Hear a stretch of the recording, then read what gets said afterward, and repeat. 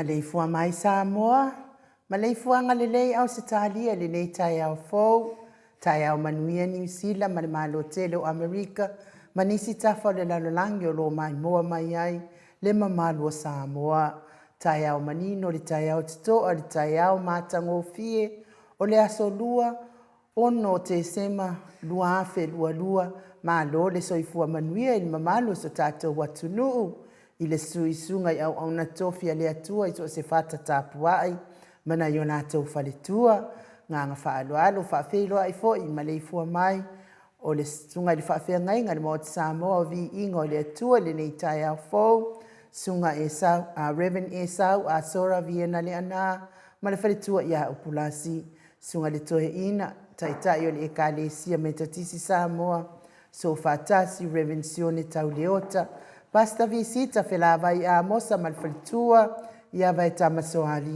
i sunga toe ina o le ekalesia lamo sa toe fuata ina Reverend tele tausanga malfaltua ia matau aina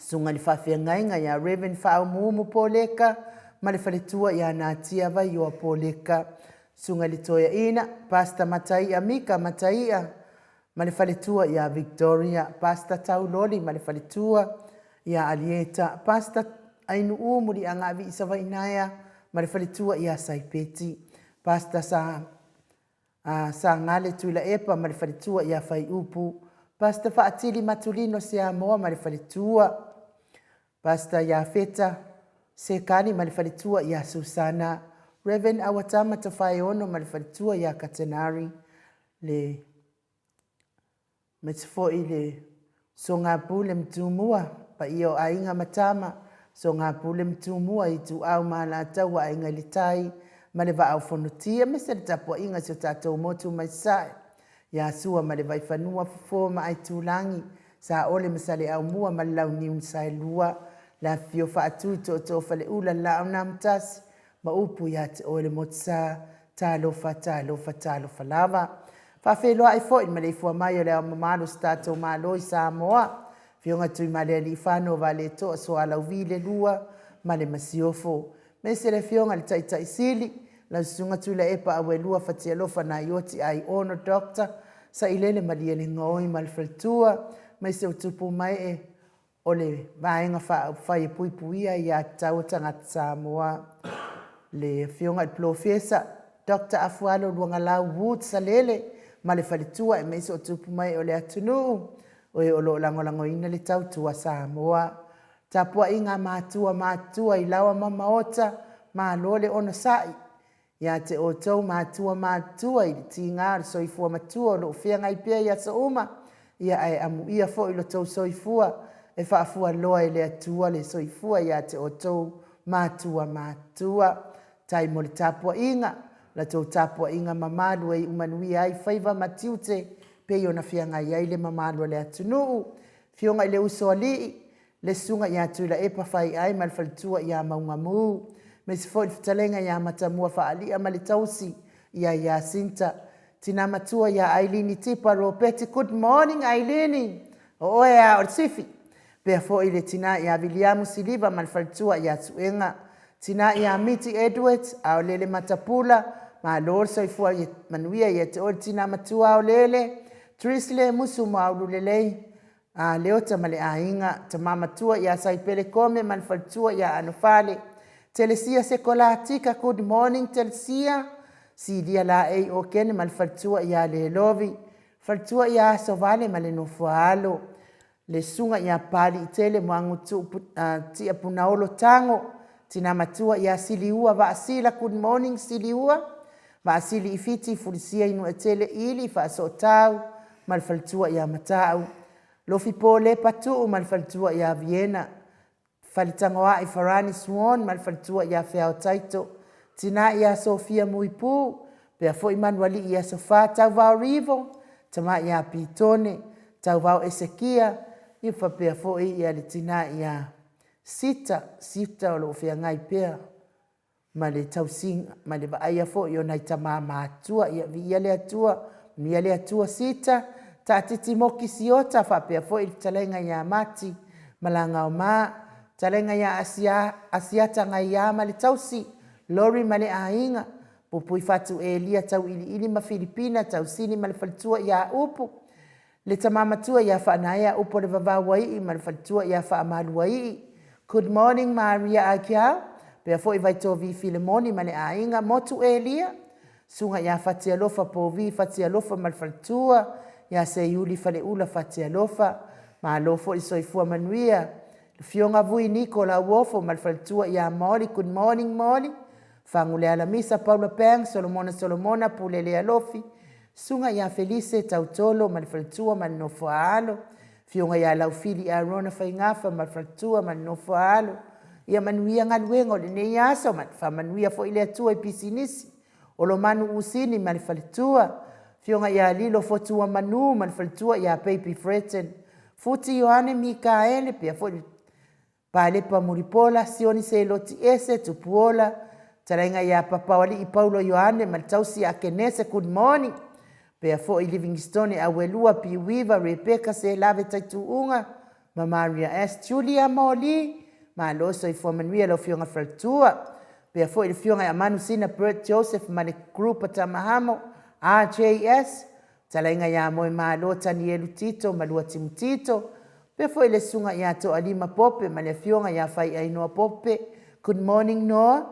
Heni au tanga vai atu ala Maria Play Clock. Tina matua ia Silulu e Elia. Good morning Silulu. Talenga ia ngafo pula sa lua telemos matausi ia Susana. Tono ngata amata fafai Samuelu a Vito. Fai ngafa misikei eneliko. Lau pepa niu peleti fa pea fo isa uila se pulona fai ngafa. Susunga ia peni malfalitua ia neta motu nuu good morning. Fa maoni a kape malfalitua ia fia ngai. Pea fo ile talainga ia lofi posi ia moape ilua malitausi ia Rosita. Tina matua ia pepe si itia epa se uma lofi retifunga. Toa Niko ma Florina. Tiosa fa atonu ni umata. Pea fo ia talina patiole stawa. Mau salafa, telsia fuivaa. Tama ia toa televiko ma tina ia sa o viko tu au pepe Josefa Setema ma falitua ia Koleti sa ngala a pelu se aso ma falitua ia Celestina afa Malau Brown ma soe misa lolane ma falitua ia Faolioli tina ia Tile Samaka toa mataio male ainga sa Rice Tower fionga ia toa sulusulu nga tau mati ma falitua ia Faumu Elive misa la au malfaltua ia Situila good morning pe fo ile fionga ia nanai fa muina le ana tupfia malfaltua la le ia monanu sione maunga malfaltua ia Eloisa Samoa haita tama ia taufinga fui maono malfaltua ia Diane good morning Diane tawa mtuona ifeli tawa mtuona ifelisi male faltua ia Lisi mtuona ifelisi Lucy Pautalo se walunga malfaltua ia Maliu mai tawe tia taafu asua male tausi ia Roini good morning Roini tapua i le fau male tausi ia Pepa Loto and Dorothy Yohanes Tawa tina matua ia Eseta fionga ia Dono Matauama malfaltua ia Ngafas Furu Pauli talione vitale malfaltua ia Caroline Ross tuile tufunga pefo ila fionga ia fau muinapo wesi tangi ilima male falitua ia Tania sinao le vaiana ma tina ia uli tavai ma le ainga li faloa afa fa pe fo i le fitalainga ia le musu nga uta Brown ma le tausi ia Tina good morning le musu matina tapua i vaililingi monanu ma le tausi ia Marina good morning pe fo tama matua ia Madulupe ma le faltua tama ia Saili vao ma le faltua ia Prestene fa pe fo ia fitalainga ia ulungia mai luanga se upule ia mal tama tua ia se Yulia li ilango mafuta mai New Zealand mai se paanga uma le mot Samoa vi ingo le atua wa le maua fo isuafa ia le nganga fa alo e fa feloa i mo o tau uma le tai ao matango fie ma lo lava le folau manuia ia e mai se fo ia le fa naua ngata fe ai o e fia e fai tala mfa longolongo por kalame el maut Samoa vi ingo le atua ia o la tau o e le fia nei por kalame ai fia faitala mai tamai ai fua nei por kalame le se talenga ia urungi ele ese mafu angolita ia ai fa manuia pe le atua ia te o tau male tau mautou loto le anga ia sa uma nei por kalame lungon matou apio folinga fa taitele mafuta mai la wafionga tui fasisina perkin tau vau hido mafuta mai fa ala i palauli savai ia good morning vi ia le atua o leo mafuta mai lava mata atu fo i lunga o apio folinga ia o loo manuia pea la wafionga pele pea fo i le tina ia tiosa fa atonu ni umata morning beautiful and la wafionga tole a foa God bless manuia po kalame blue hate tele lango ina aile HRPP Solo Sului, good morning, Solo Sului. Talofa tae manuia ila wafionga tau sala ainu. Fatalofa fo ila wafionga tole foa. Maisele mamalu tatou ainga maota Samoa vi ingo le atua. Fatalofa atu fo tatou ainga HRPP. Manuia tatou pokalame alofa atu faaftaitele. And my best, Josh Yaleau. Faaftai mo tapua inga mes fo iyo talong fa manuianga. Uso ia faalua keaula morning. Le le maota ai nu fa pele fionga ya tole afoa ia malesunga ya mai fa pele ainga HRPP ta lofa blue heart tele lango ina ai di tato HRPP fa tai fa lu kaula manuia fo ilo waso Melania White fa tai mo tapua inga ma fa manuianga fa umu eliveso i fo manuia ila o fionga tole afoa fionga ai nu fa pe mai fa malori tautua tunu fa manuia le atua manuia tele po kalame nei tai au fa aftai fionga faltua Nora Edmund tau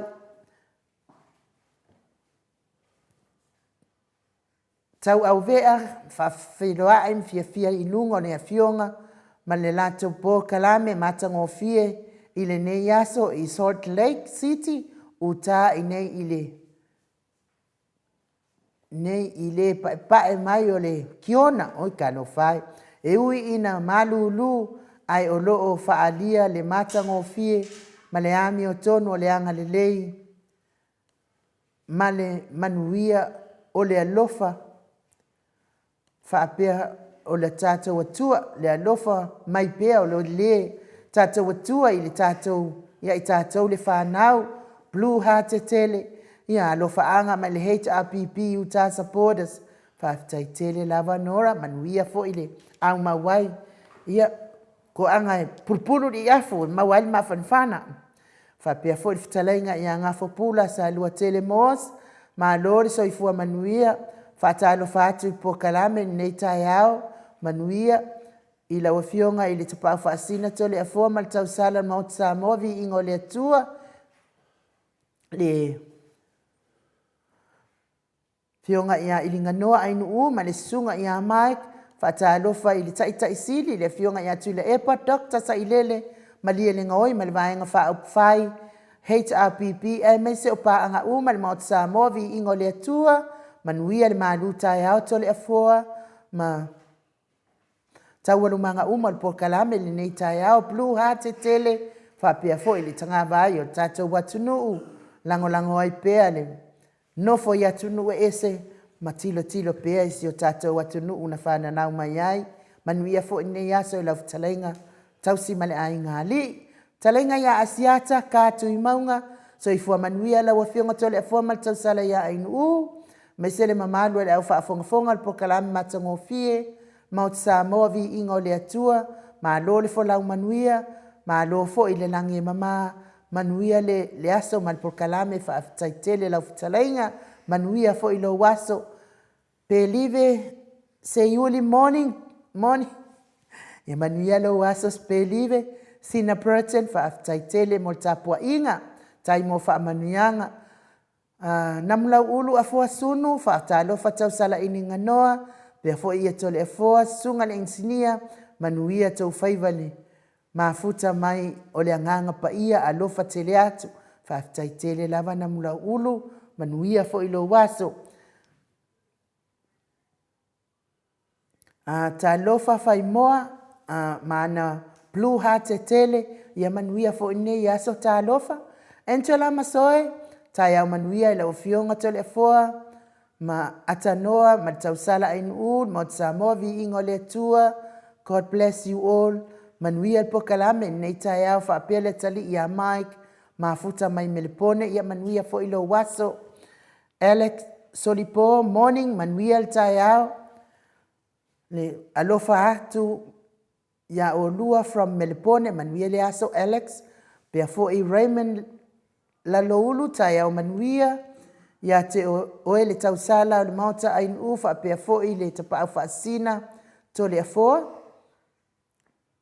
Ai mai se fo i le sunga ia Mike whaatalofa fo i le tātou a inga HRPP whaamalod fo lau manuia, manuia le pokalame i le nei aso a lofa atu ma futa atu nei Canberra, ia manuia fo i lo waso Raymond, tai le tusi mai. Felisa Ioane, ta lofa maut Samoa vi ingo le atua manuia pokalame nei tai au, tapua inga mes fo i o Blue Heart, ma no plese uma morning mauta vi inga manuia pokalame o nei aso, Blue Heart e langolango ina i le HRPP, pea fo i le uso ya Maria Georgina Welese, tai au manuia i maut Samoa vi ingo le atua, au le lei mai o lua, susulu mai ai le alofa o le atua, God bless you both, ia manuia fo i nei aso, Maria, foi Arieta Safiu ma lana tapua inga whaamanuianga, whaamanuia foi le atua ia te oto uma.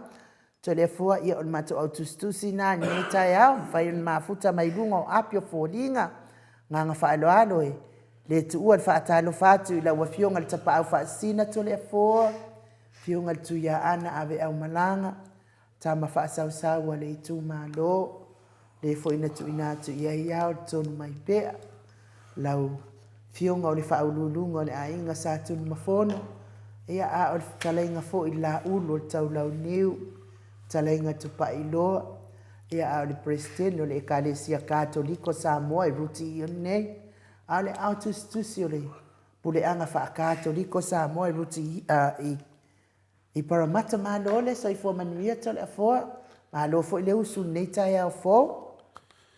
Ia malo fo i le lange maa, nei tai au matangofia enu, le ua mana e sula le alofa mananga lei o le atua, e ala tātou whatalofa, whio whiwhatai le nei tau, masani ai i tātou umanava, me se lava paanga masani o tātou pokalami, le fwoi e whatalofa tu fwoi o tātou nisi fwoi e fwou mai lunga o tātou pokalami, ia me se fwoi nisi o wha le mo fwoi le malo se le mawhawhau le tai au, e ala fwoi, e ala mai fwoi lunga i le loto ti ngā matunang whapena, ia enu, ia le nganga nao le tātou mawhtanga, e fwoi e, o whangau le mali, ia tonu fwoi e sino tana maari e whai, ia whapena ngāre koe akailenga umaino le ika mai, o isi tangata pio le, whapena lava le soifuanga tātou olai, nei a enu, e le whapea, o le asa le pea le fiafianga o le soifuanga, e fwoi teimi tātou te whano noa, e fwoi teimi e whapena, wai,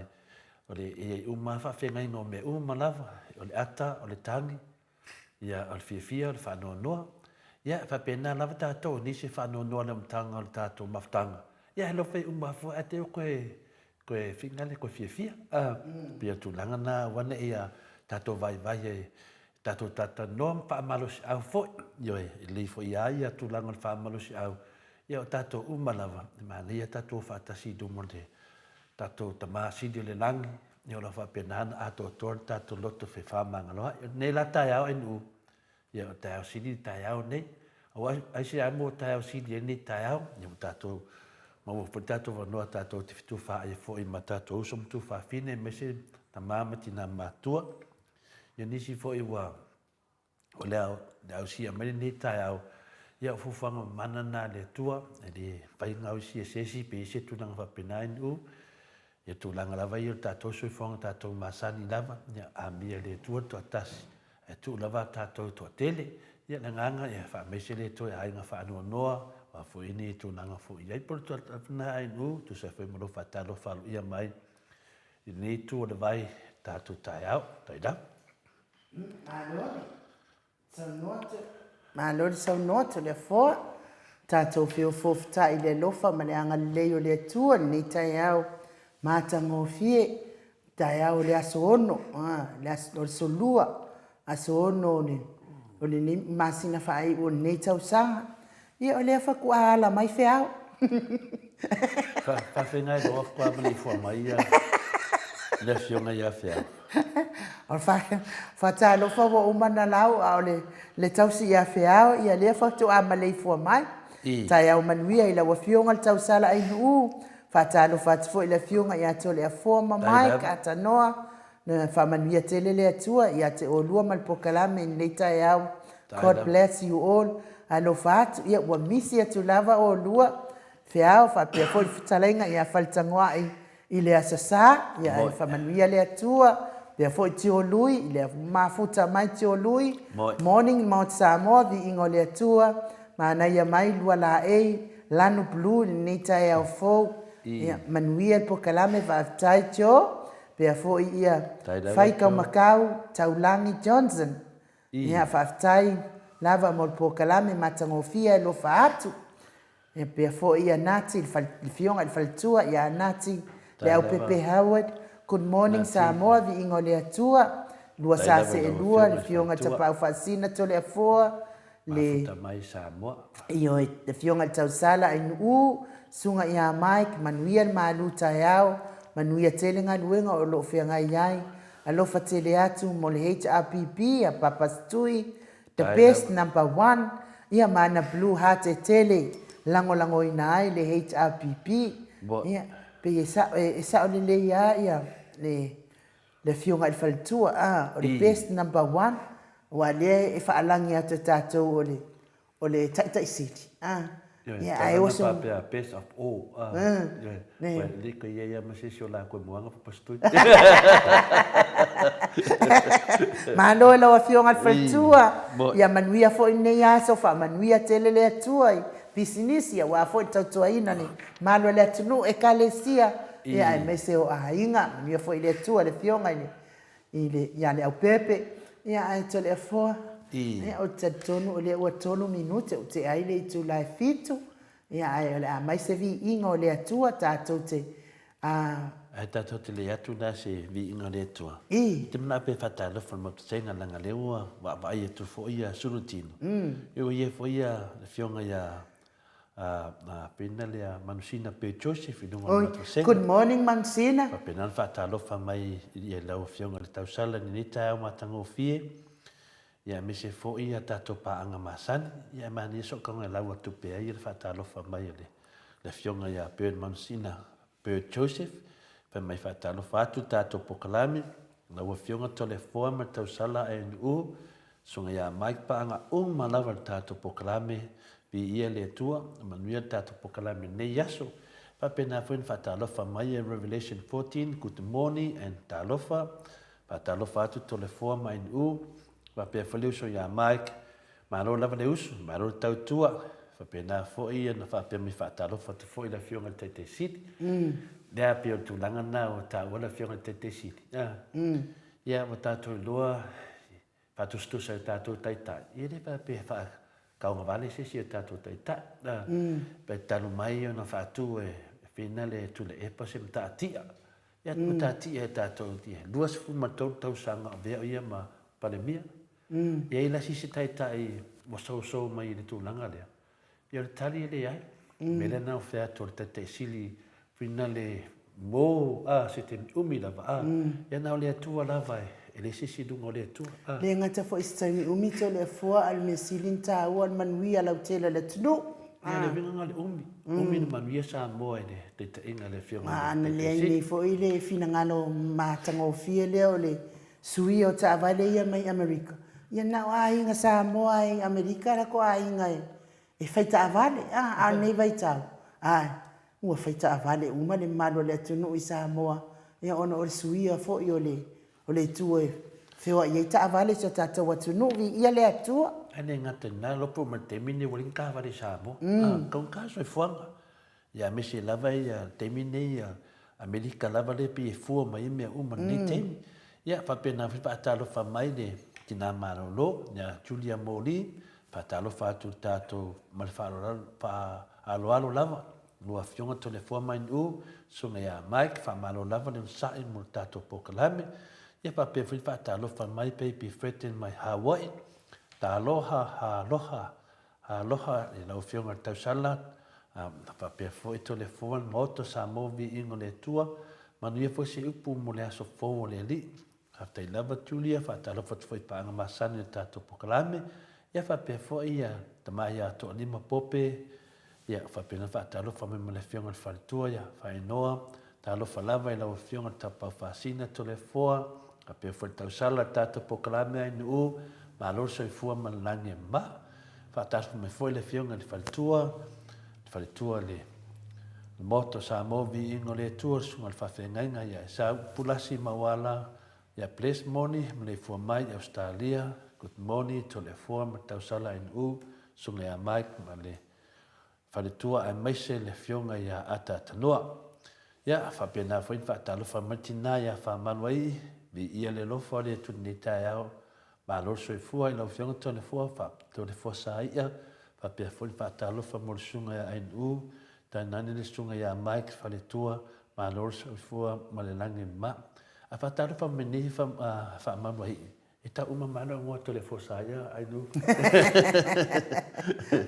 ia pe si do matua pi e masani le na yo matua baby threaten fa talo fa atu fa anga le uma ya papa stui mal mamalu le HPP Samoa ma so se mea o le lalo lang ana ata fina le no fio so se kusama ingoa le ya se fa no ngo ya sai e pile le man tu na tato tu fa tele lava ya fa pena fo ia le sa pedo mai mon tu nanga fa do pulupuina pe ona pari mai lava yo na blue heart i lo foto manu so fo manuia ni tao matango fie o nisi o matavasenga pinale in u pa pe fulsunga ya Solomona pa tai fatasi mai to e sa abusa ma ro so fu man langi manuia ia pa pe foi tina taiana kut monitor le fo in u manuia la tato pokalame ni ya so en matavasenga na in u li to te matavasenga li pe to senga to te Mano, telefo ia taluai le mafuta mai le suifo ia se keri misiluki taleni I tula, ia good morning, morning tai au matangofie, tai au sengi le alofa ma le angalelei o le atua sinsili ese, matangofie fo le polkalame i le nei tai au fou ua whaopopo i lo tātou wala awina whaamania tele le atua.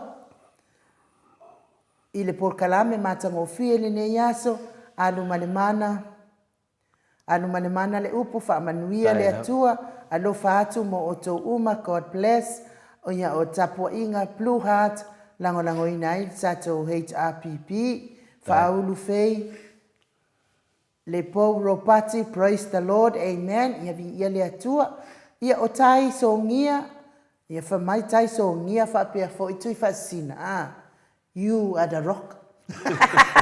Rock and roll. Ke fai aku si o le whaku whala me lave. Ia whapea fo i veta arona. Whatalo whatu le anganga whaaloalo, tato pokalame matangofia talo whalama. Rani se umali isa ngare, good morning Rani. Ia ola na tapua inga. Pea fo i Blue Heart, tifa fatia lofa. Morning Mount Samoa, vi inga o le atua. Pea fo i siniwe e pati pui mata. Good morning Mount Samoa, vi inga o le atua. Ia. Whaatai tele mafuta mai, tole foa. Fia whai akua rau mai ka inga, wai o rock lai o Amerika a kore fōre au skari. Ia, whapea fo i to a mātai o le mafuta mai. Lucy Kome o Tineru, ia whaatai mafuta mai. Whamanuia fo i le atua mo o tau uma tole foa. Ia la tātou wose vi ingo le atua, tātou te wheiloa iai, malo le atu nungo apio fōlinga, lungo tātou YouTube. Ai whapea fo i tapua inga mātua i lawa mamaota. Malo le atunu o mafuta mai tono whalwhai ngā luenga. Pese lea mo o tau uma.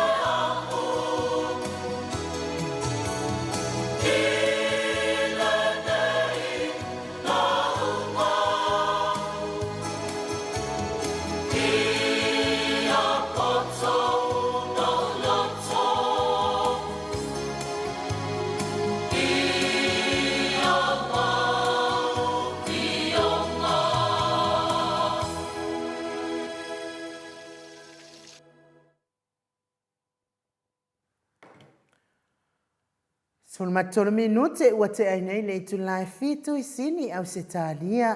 Vivi inga le tua saunia i le au whaipese katoliko. Mai tau fusi pe ona o tau sila ma mai mua mai ai. Ato le foa manuia le maalu tae au. Whaftai lava in mo le avanoa. Ta aua fo i el tato pokalame pe ona masani ai. Ia lea ua tātou taunuu mai lenei aso, le aso nei le aso ono te sema, le lua afe, lua sepulu ma le lua. Whamawina fo i le tātou whaasoa i lunga upenga ta whailangi, whapenan tātou toi a ngai ai, msosoani ai tātou e whamatuina ai, le tātou whaatua moni i le tua, ai mese fo i tātou sabalinga i le ala o le whaamoe moe. Tai tonu fo i, ia nei, teimi fo i mo na yaso tua nai, ia solo le lei lava le tātou tautouinga o le tātou sabalinga, ia whapena tātou savavali ma le fia, tātou savavali fo i ma le malama, ia tātou savavali ma le whaatua moni le tua, lo whapena ona iai pea le tauvi mo i tātou a o mai le aso ngata anga.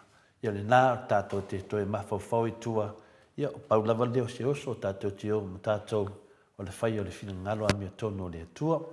Ia o le tātou le tala nei aso i po se mawhawhaunga fo le whapena na taita ina i tātou ma le whiong pa ia le tua.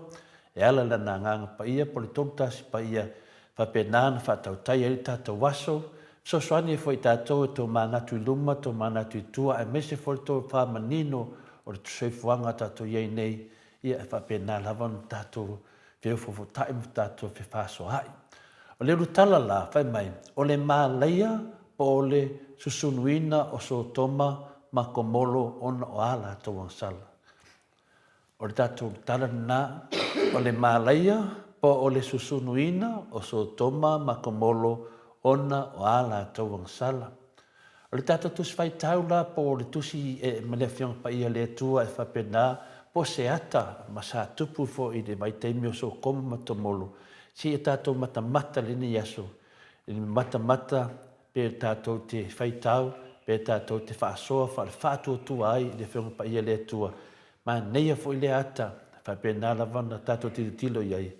Po ai o tātou, ia, o lea fwisa ngā mo tātou, ia te walau tu ilo whionga le tumaitai an mota ai nu, o le kenese, swa Maleifua, a matan whai tawina mai luasu mai tonu, whangata mai le luasu mai leono, whamamore lava. Wādua ele la i lungo le lalolangi, ina ua o lota iso ara. O na whaatato, te koe amaka. Wādua ele la i lungo le lalolangi ina ua o lota i sohara. O na whaatoto whaaua i folea e le alii i so toma makomoro o le te io ma le afi mai le alii, mai le langi. Na ia wha umatia o ia lava a ai, ma le whanua la ngatasi uma, ma i lato uma sa mau whaatasi ia a ai. Atoa ma mea na tutupu ile ele.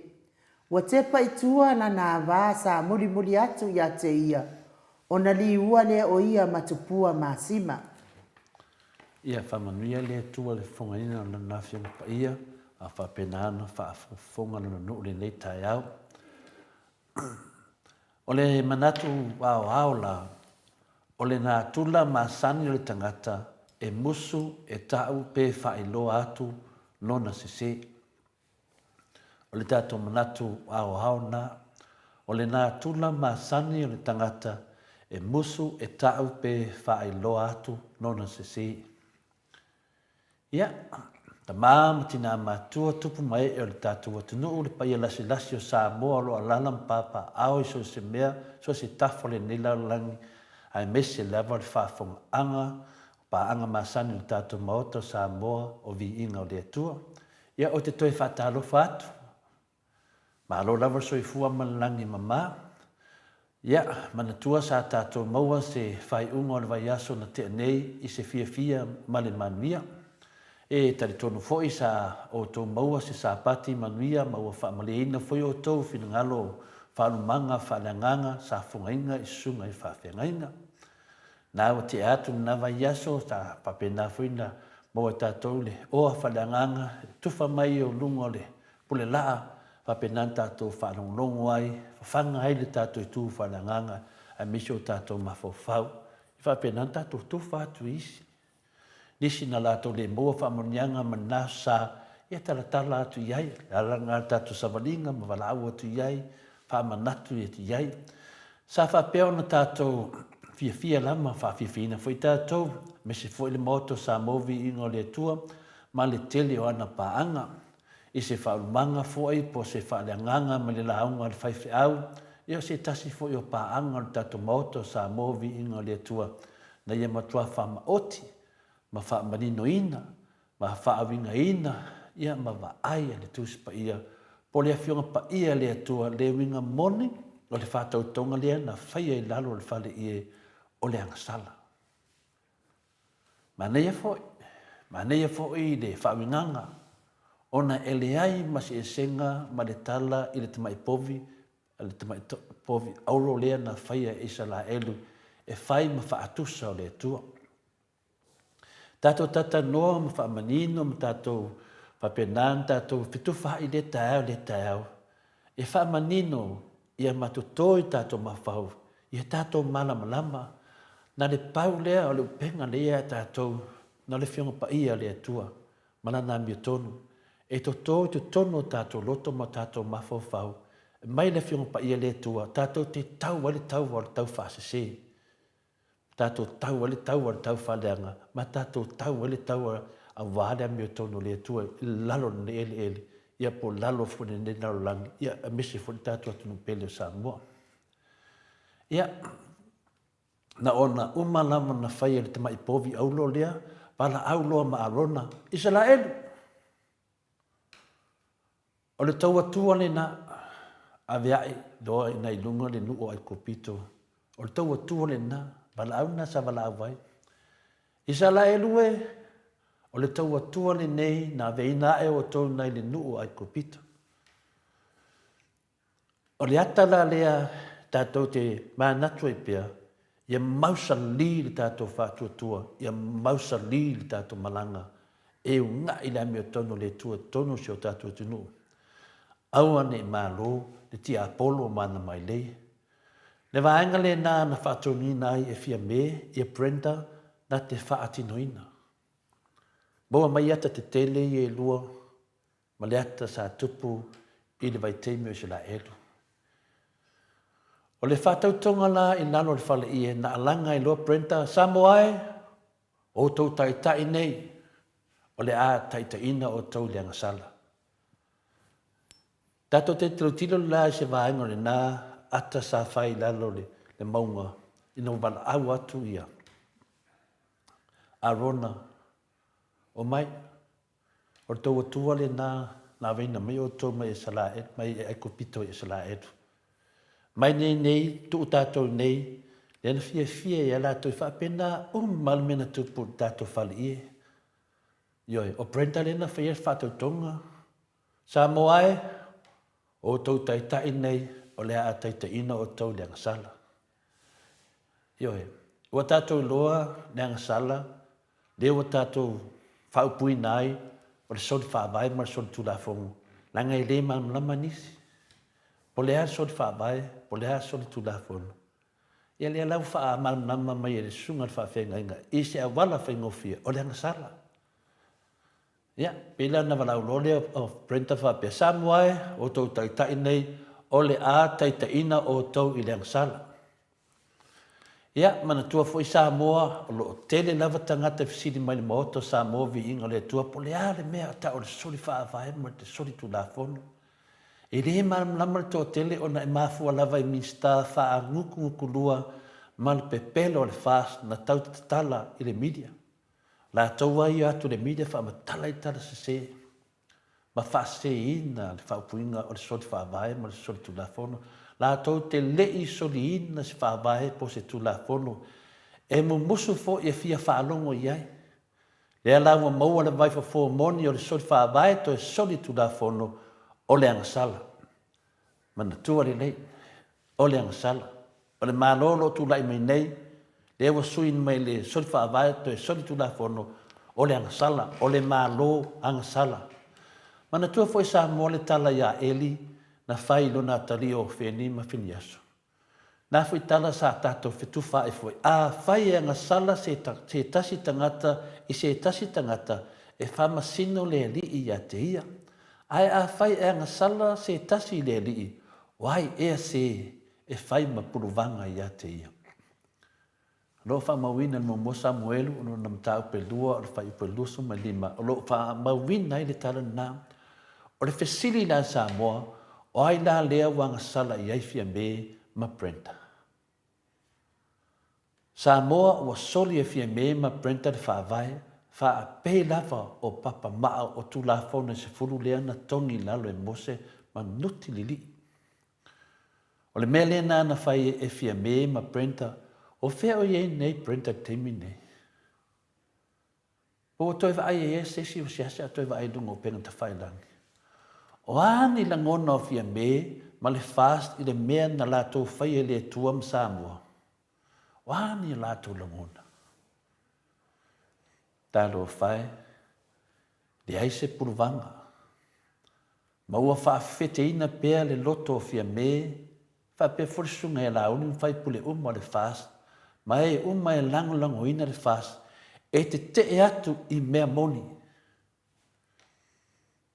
O le lato mea nā le whai te mine, e le fia talia ina e fia me, ni ona se se. E tama whai fo e sa ili se tasi, e tu wai ai ona se se. E le fia talia ina fo e la uli le anu anu ai o ana pepelo, ua whawhanga ai le tātou atunu pele o Samoa. Ia, sina whaalau e tele ina, i titi le nā o le whaanumanga, whaale anganga, na lango ina le whai whiau le asana te ane. Ia alo mai o le tātou māru tai au le nei tai au o le tātou lutala, o le mālaia, po le susunu ina o so toma, mako molo ona o a lātou ang sala, o le tātou lutala na. O le mālaia po le sunuina so toma makomolo ona o ala tong sala. Ia maritato manatu au. O le nā tula le tangata e musu e tau pe whaelo atu lona se. O le tātou manatu au ne nā. O le vaenga le tusi o kenese lea sa tātou whaitauina, o le wha tama ia po le susunuina le aio so koma makomolo e lea tua i le afi, ona o ala tong sala. O le ata le nā, tātou matamata le nei tai au, tātou tongi aso ai, tātou pe furi sai whalau mawhai, le tō whāma le whātutanga, o e fifia le fiong pa ia le tua, o e fifia le mau ia Yesu. O nuu whaita anga ma so o seanga sala e mawai, ai mese lava le ai mua nei sa la tō whaatino ina, ma whaatanga ina le whaai poipo atu o le tane i le tane. Po le tamaitai le tamaitai. Lea e tau whaofi mai e mao mai e fia me ma le whaasi to tonu o seo tatu atunu. O le toinga atunu ni nā, por toinga mālo ni nā. Lea so toma ma komolo. Le ata nā le tatu te ba ai atu iai. E le tatu tamaitai pale mia ma le lato whainga mālo o lo tau mai o tonu o le tatu atunu. Le mau e tonu le fiong pa ia le atua. O le matau tia, o le māleia na o yaso toma makomolo, o le ai o se mea na whaasao ina. Le ai foi se avanoa tua iai e le tua e toi tutupu mai ai ni mea sa iai po ni mea tuai sa tuto ai. Wha tia lava, E o lava i lau whanua lautasi ma le lafu le mu na matua whaaleanga ina le afi. Aisea. Ona o le te e le atua mahana polo inga. Le atare na. O le atu nuu. Boa ame tonu na whaama tia uma. Ona o le te e le atua mahana polo inga. Ese fo e le whaafefe tangata o le ata. Pea tatou wawa aisio tatou tunu. Pea whaapelo tu langa na. Se ata whaapena ae whaama tia.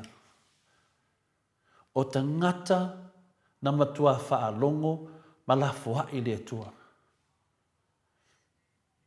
E len whapea tangata lato te leilo le atua, lato te leilo le atua. E na matua whaangalo ma la fua i le tato atua. Ina ua na ole a ai mainu. Matali ta oto le sua malia le manuia ma le tamao ainga mai le atua. Wa ngalo ya te lato o le atua na whaia mea uma. Ia, tātou wo o mai le avao lota o le sokoma ma o yo I lava le fine lea. Ia, o le makua sokoma ma yo au liuri, siswa upunga. Ai sea na liu tupua masina ai le fine lea. Ai sea na liu tupua masina ai. Ai le liu tupua I se manu po se ia po se isi lava mea. La ma vote I ai wa apitoa le neiti na pio tina tātou ia feia nere leanga. Ke ia wa liu kupua masima. E ape a liu po se ia. Ia.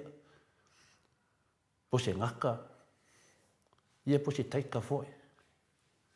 Po se pāwhalo le tātou te marolosi ai whinau pe a tātou I tālonga. E le maua le tuspa ia le mafuanga le nei. Pia I sea, ua nao ni tusinga ma whaamaunga I sala elu. Ina whaafe e lota I angelu I e tō tōru. Angelu I e tō lua. Lea na o atu I a te ia malona inga.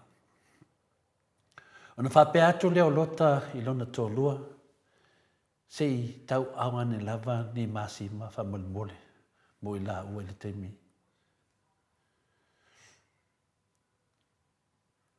Ia, teimi na whai tamawhtanga nei angelu I e tō lua.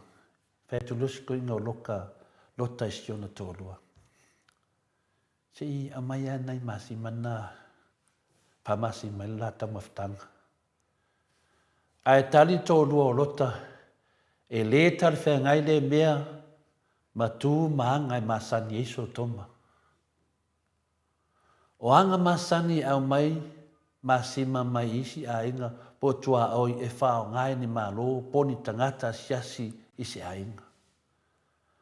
O le tali nā le, alfa finge lea, porti nā lea. E whai atu esion tō lua o lota, e mingi masima mai e wha masima ai, le kamafkanga ngai ara, angelu I e tō lua. E whai mene kara lomutua, e le kusai ma leanga nguu wha lātou wha so koma. A yengi malo e mai ngā ola ia lea I next door po ngai ainga kua oi, e mai e masima e ave ngai malo. E whauka le mai lei, o le pepelo le whawhinge. E le heise mea whapenga. O le aikia ngā whai le whinge. O longa whialu ese aku ma le whale. E kaua kui kangaka so koma. E o mai e whasioki kangaka ese ia, o lo le lākou, po lo kari mālo iai. O le aikia ngā le whinge le ngā whai. Wake ia wa whai le ngai excuse. Whaakope. Whai mai next door, ia masima e mai. Kai ro peo, ki ni whanongo kai Samoa se mi whapenga. Ale manga o whawhinge le, se ese ma le whale se lako neighbors ma tangata kau iai. E mai whasioki kanga ka ese I ko kongo o mako whale, o mako malo. O le mafua anga le na liu tupua, masimai. Ioi, e hali upo, la au anga whawhauko e kau ia. Ia wale e whaaliua sesi amea, ai koe whaaliu na vai anga masima. Ia, tasi nā mea e tauna tātou malamlama ai le whionga pa ia lea tua, ia tātou loa mafua anga o mene. O le whātonunga la le angelu ne ia lota, malona tau lua maona fine. Ia tau wheturi loa le aile I titi o Soara. A o lei whātanuina le sunuina so koma makomolo. O le winga o le upu Soara, o le titi po le small.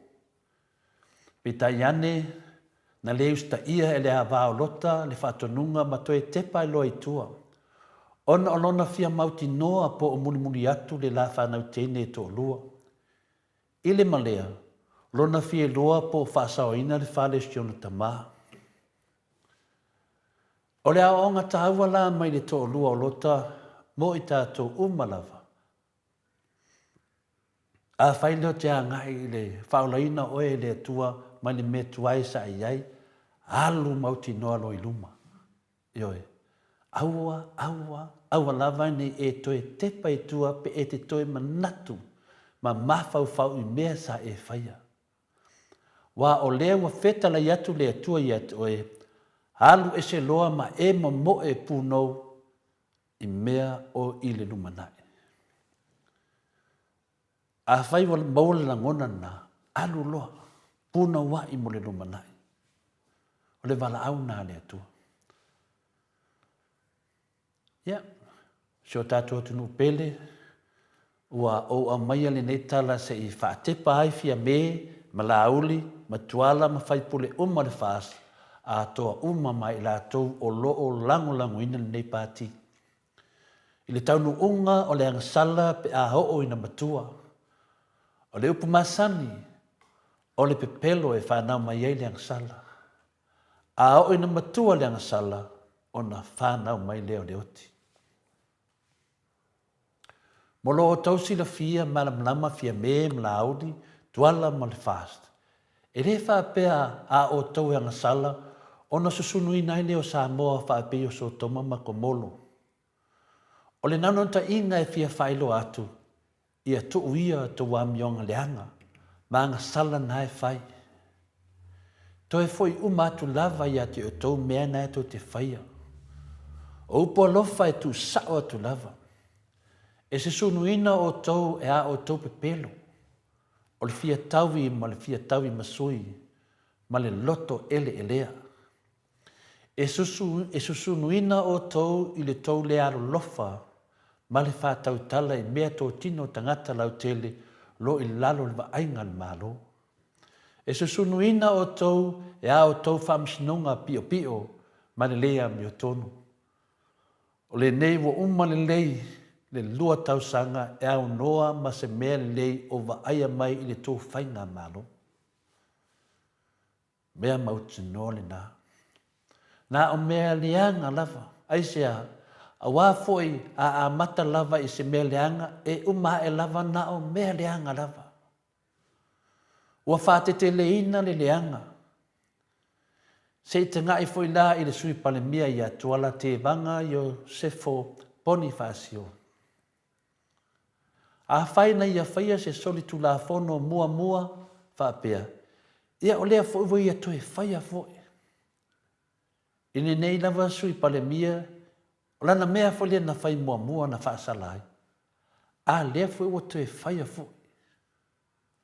Ai a tautala mai nei, ai mese lava pe a la eila na tō nginga mua le ngasala. Mana tua fo inta tō tana noa fo i le lanu mua. Nea lava e leai lava se mea e tupu fua. O le vaeng whau whaile nei o le whaas. E mu. A whailo le tōninga. Ua wawa ai atu le mamaru le tunu. Ua ko nginga mai le mu o le ansala. Mea e whaia le tua. Mea na whaia le tua e wha tilo ai lana whanau. I le matau tia o mea nei o tia apolo matangata pelo matau whaase. E lei mawhawhawina e la tau le ofu mumu, le tō ninga mumu. Ana lea, e la e lo le tō ninga le nang mumu, o loa umma le tunu, o le tō ninga mumu o le angasala. Iae, lea o tātou loa nei na whaangau mai le angasala i lalo le whala i e lano mumu. Ia lea laua whana whanau.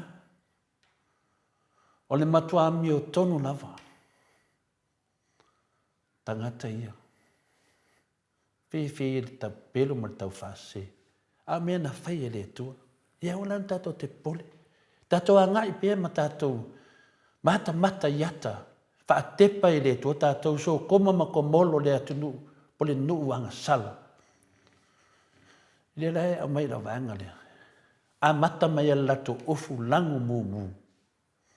E o kau le ofu ale ofu lo sia vai o koe ofu sesi. Ai sia le wakiliki o lako mafau fau. O lai ofu le angsana. So se teimi lava lai la e ko nginga le lang mumu. Wala e fu le lako fi.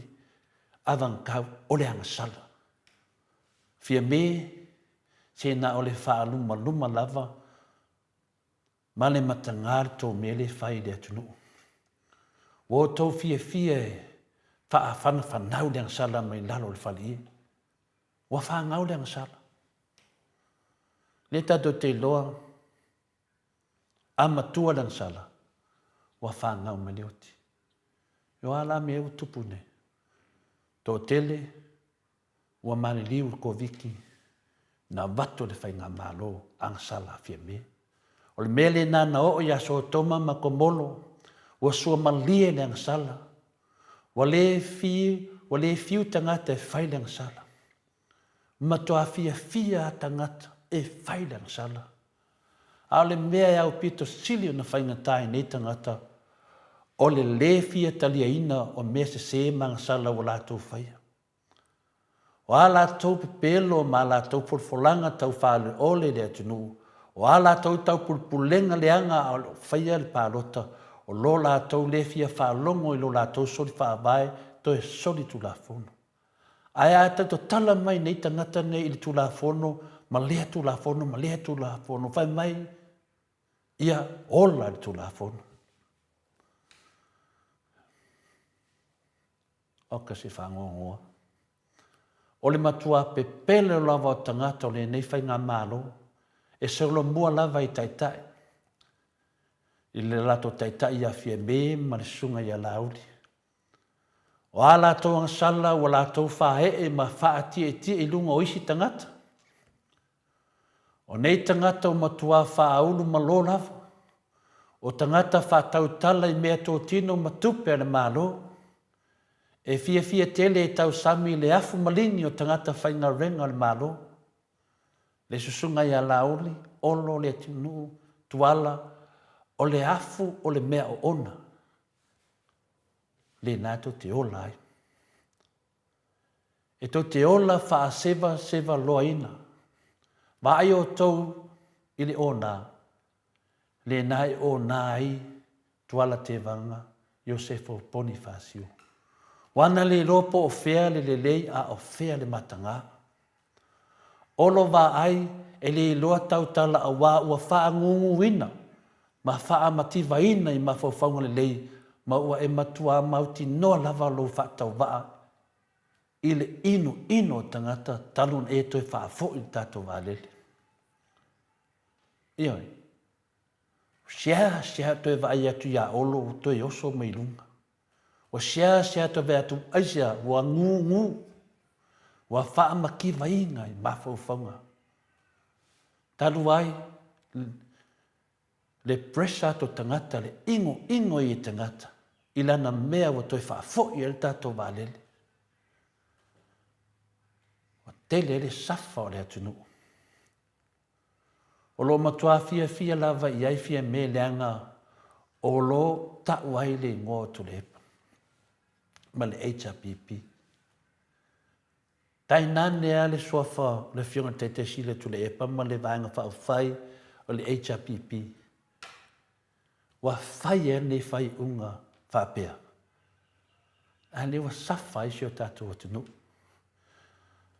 Mana tua le whamaolunga fia me o le asili atu na tele ni me le lei o le aia whaia ma ta ua ai lona ingoa e sili atu nai lo tu le epa ma le HRPP. Na mana tu whamaualunga fia me o le asili atu Samoa na i lo pāpero nia tele na whaia e nepu kānesa. Wā nei la, ua pāle no. Ua pāle no. Si de fia lei e le atua ma natu mantunga le anga fia me ma la auri na whai. Na ona tū lai wha le te tau mai lava o le whainga mālo o le whās ma fia me, whasi oti loa ma tangata le koviki lea na au mai e fia me i lona wha fia poto. O i nā sa te tau ai a fia me o na ia toe manatu, wa mai le tau i wha aliali pa ua wha nau mai fo le soli wha vai to e soli tu la fono po le angsala. Lea na ia tofi ai prenta a le o le mele na o lo tu sia ma wha atonu mai e le wha vai. E le o to e tuu au noa ina e fia me le ti apolo e o mai le temi nei ua wha te tele ina lau le moe le le. O le malo ese le malo le nei le larolangi. Ai sea, ona o le totongi te tele o tangata ma tai pepelo. Wa kau se malo ma tua te tele totongi o tangata tala pepelo. Toi sao loto ma ta fili sao noa a ala tau fai pule mea tō tino le malo. E le se tangata le whainga malo le nei e le ama mai i le pepelo. Wa whana whanau le pepelo i te tono le whainga malo. E amata mai lava ia fia me le pepelo la uli pepelo pipi e tuai matuala poni whaasio pepele le atu nuu pepelo o le pepelo sa lilo ia olo u whaaria pepelo fia me o oe na e tō fia prenta e whai le whaatau tonga o le whaatau tonga o ta ua ole angsala. Fia me malauli o whaafifianga o lo whaia nei e whaapea o le whaamanatuina o le onos fultau sanga talon tuto tasi Samoa e leo le nā le tantununga o le toa tele o tangata ta mai o Samoa e leo le nā. Wha mai la tō ma le la tō tantununga oni po nisi foi o whaifi au o paanga tato poklami nei le moto Samoa vi inga le tua o a o tau whaafifianga o lo whaia nei o lo tau whaau na pea le samiina po le whamanatuina o la o tō sala. Se mea esi. Lea to te whai mai o sisi ngā fua Samoa. A le whai atu to tele o le atunu. A mese a whai whiau. O lo tō samiina le angsala.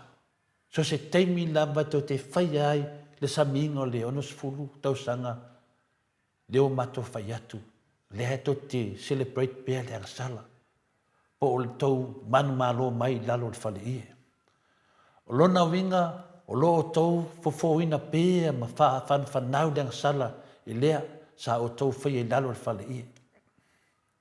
Ta ngai whai o tau fia mea la aoli matuala e le ai ma se mea le lei o maua mai i tangata lau tele o Samoa le nā pokalame, le nā mea to te whamana tuina ai, le ono sfutau sanga, e le ai ma se mea o maua mai ai.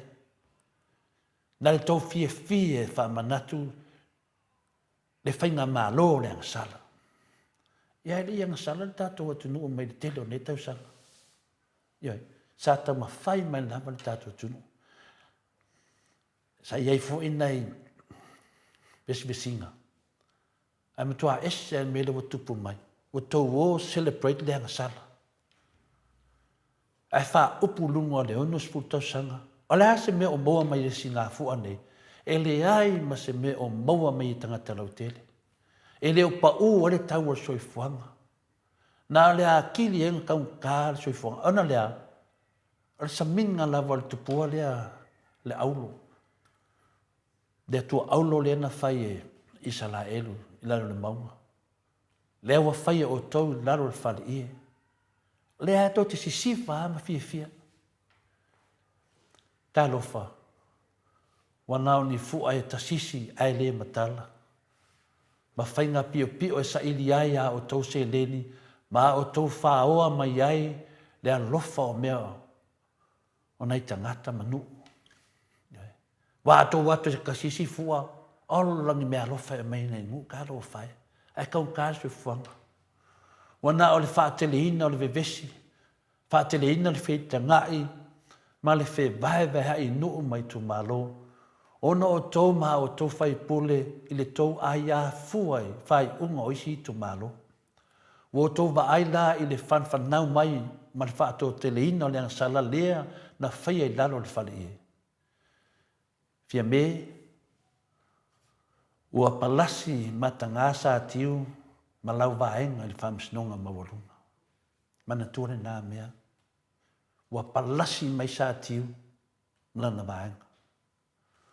Wa le toi mau tonu foi lo ma fo fau on o mea sa e whana nau iai ma le mau tinoa o lea o le a maua uma. Ona o le lango ato sa tiu le a o le malo tai o e kalesia a o lea ua paralu. Mea uma ia sa tau planninga, mea uma ia sa tau fofowinga, Le awa para lu. Aisia. Awa o leo para ngo. Le ngo o alen to amai ale amtanga. Le alaftoa para ngo. Le ai ma se mea o tau nuu po se ati na le lei, po se plo keki, mautu, ao ngā, mo sa mo le temne. Fia me, o le tātou maota fono i tia whau, wa suia a vea ma fale, to te wha masino ai le tua ngai mo na whaipule.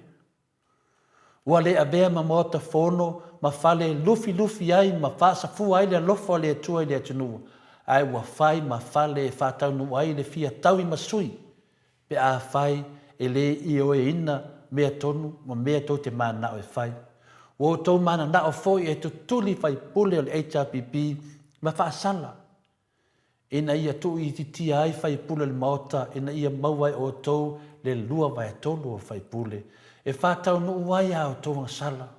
Ua mauti noa o tau manatu whaapito, ia whale lea lava na o tau lava mo to itu malo mo to ainga.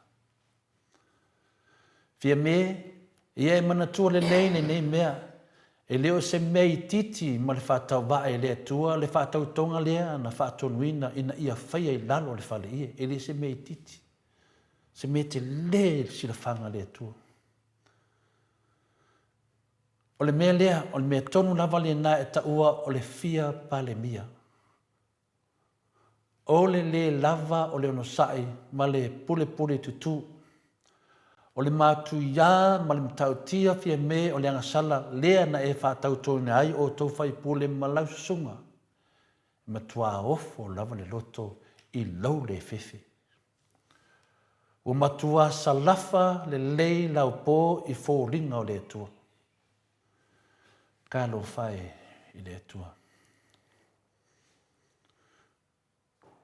Ua taunga fo'i la waa po lau kiki i le tua. O mato le ai lava maso fefe fia me. Aisia, ua o tauta ma whai ai ma lauli, ma sātiu, ma prenta, ma lonto lua, ma whai pule le fast. E ave ese le anga nuu. Ave ese ma le whale a onga. O le tanto nunga wha ke siano. Ai o tō mai a le wha ke ma klasi. Maha oi e whata mo e ane maha lo Samoa. Wa ai oi fia me, o le mea tonu le nana o tauta mawhai ai ma sātiu ma le whaamisinonga maurunga e matuata lepe le whaavai ai au mai whainga malo whaasifo e whaia i le malo Samoa. Ia, Samoa, e toi whaawau tātou whaasoa le nei le aso tai au. E manuia lavan nei aso ta māmati nā mātua, uso matu whaafine ia Cristiano, tātou loto tele, tātou lafua i lava, le tātou whina unga, o lo tau pēle atua, ma nei tangata whaaso koma ma komolo, manuia lava tātou waso whaatai lava. Tai enu mo le manoa. Ano, tai lau fionga ni tapa au whaasina tole e foa, fo i mane malu tai au, nei tai au, whaafonga fo i lea tua. Ia e mesel whaafonga anga al malu lea tunu i tamaa matina mātua. Sunga i whaafia ngai ngam whalitua. Ia e mesel fo i le tatou paanga uma le maut Samoa vi inga o lea tua. I le malu tai au, nei tai au. E ui lavana le uma le malu tai au. Wa nei, whanongono atu, toi whaawar. Ia ai whamanuia lea tua i lau fionga le tapau whaatisina. Ia maua pēr le whaatai mo tāpina ina fo i o le malu tai au. A wale whaafonga anga le malu lea tunu. Ia whai maoso nei aso. So ia ia whai mea onga. O ai kei me fo inge, wa ai fo ia loi masima. Aino, o le masima le te whai atu. O le masima o le liu tupua ai o le. Ia e tu o masima si ema se pesena. Ia e wan leita le foa ma lo on sai le mano le tunu. La tato wole vi inga o le atua. Liu mai tato talafou mai Samoa.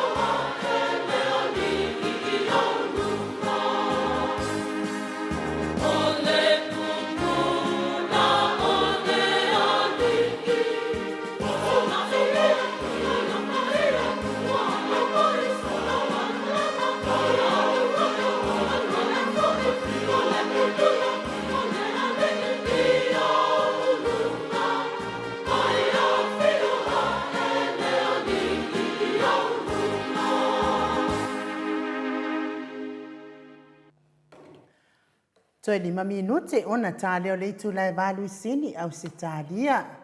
Le vi ingo le atua soifua. Na langina pese ngor kirisimasi. Langina le au fai pese katoliko.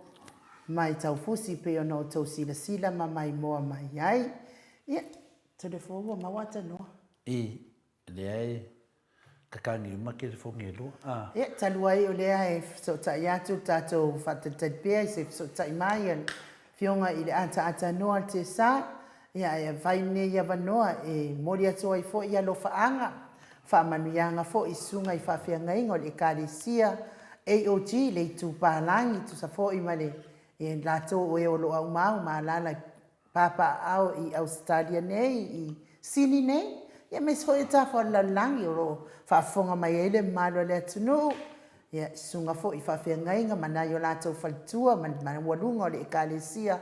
AOG fa potonga le atua Samoa i le tupa nai ia te tonu ia o le vaias fo le nasis fulu malelua e amatai fo i fono tanga ia a nei vaiaso ia o lo fa sauni ai fo i sunga i fa fianga malanga atu mo ia fontanga fa manuia le atua i fainga malanga i le lato i le ea ma lato i le ala o ato sunga i fa fianga mana i to faltua mesel mawalunga le kalesia fa potopotonga le atua Samoa le tupalangi i lau sunga le taitai o le ekalesia au ono semo ia fa pea fo i le falitua ia e mese fo ia pasta ia feta sekali ma le falitua ia Susana pea fo i pasta tuila epa sa ngale tuila epa ma le falitua ia fai upu ia fa pea fo i Reverend Awatama tofai ono ma le falitua ia Katenari ia e mese le mawalunga o le sunga i whawhiangainga mwhalitua o le ekalesia. Whapatonga le atua i le tūpānangi wa le maua fo e tau suafa whamanuia tele le atua i whainga malanga o neiva yaso fo inise o tau i tau te whai kirisimasi i lava i Samoa pa o le sunga i pasta i feta se kari ma le whalitua i Susana ma le nofo alo i whamanuia le atua i whamanuia fo i le kirisimasi ma le tausanga fo mawani o le kirisimasi mawani o tau fina ngalo le lei, ia awale usunga fono, fa manuia fo ile atua, ma ia puipuia, ia maua fo ile soifua ma lolo ina, ia ala ile tino, a ia sili le fa aleanganga, ia awale usuina fo i ole fono le ekalesia, fa pia fo ile sunga ia pasta manuia, Samuelu, ia ma le faletua, ma ia ile anga le ole atua mo o tau uma, le mfaiona lau o tau suafa, ia me se foi ia pasta reti fale seunga mal faltua ia vai lupe maua ia anga leile atua mo o tau uma fa manuia le usunga fono na vaiaso fa mamau fa la velave ono tup fa fuasei ia ono o le fisuia ingo le tau ia me se le malanga maliu maleoti ai Mike mai se vi inga na le atua mo moli ia no faanga i susunga i whawhiangainga mna i o lātou whalitua, ma le mawalunga le kalesia AOG, tu sai ma whainga malanga, whasauni mo usu ngā whono, whamanuia te lele atua ia te o tau uma, mai le maot Samoa vi ingo le atua mana paanga, tātou toe wheloa i pe atou toe, awhiwhio mai, masisu mai, ma maliu mai i le tātou atunu nei.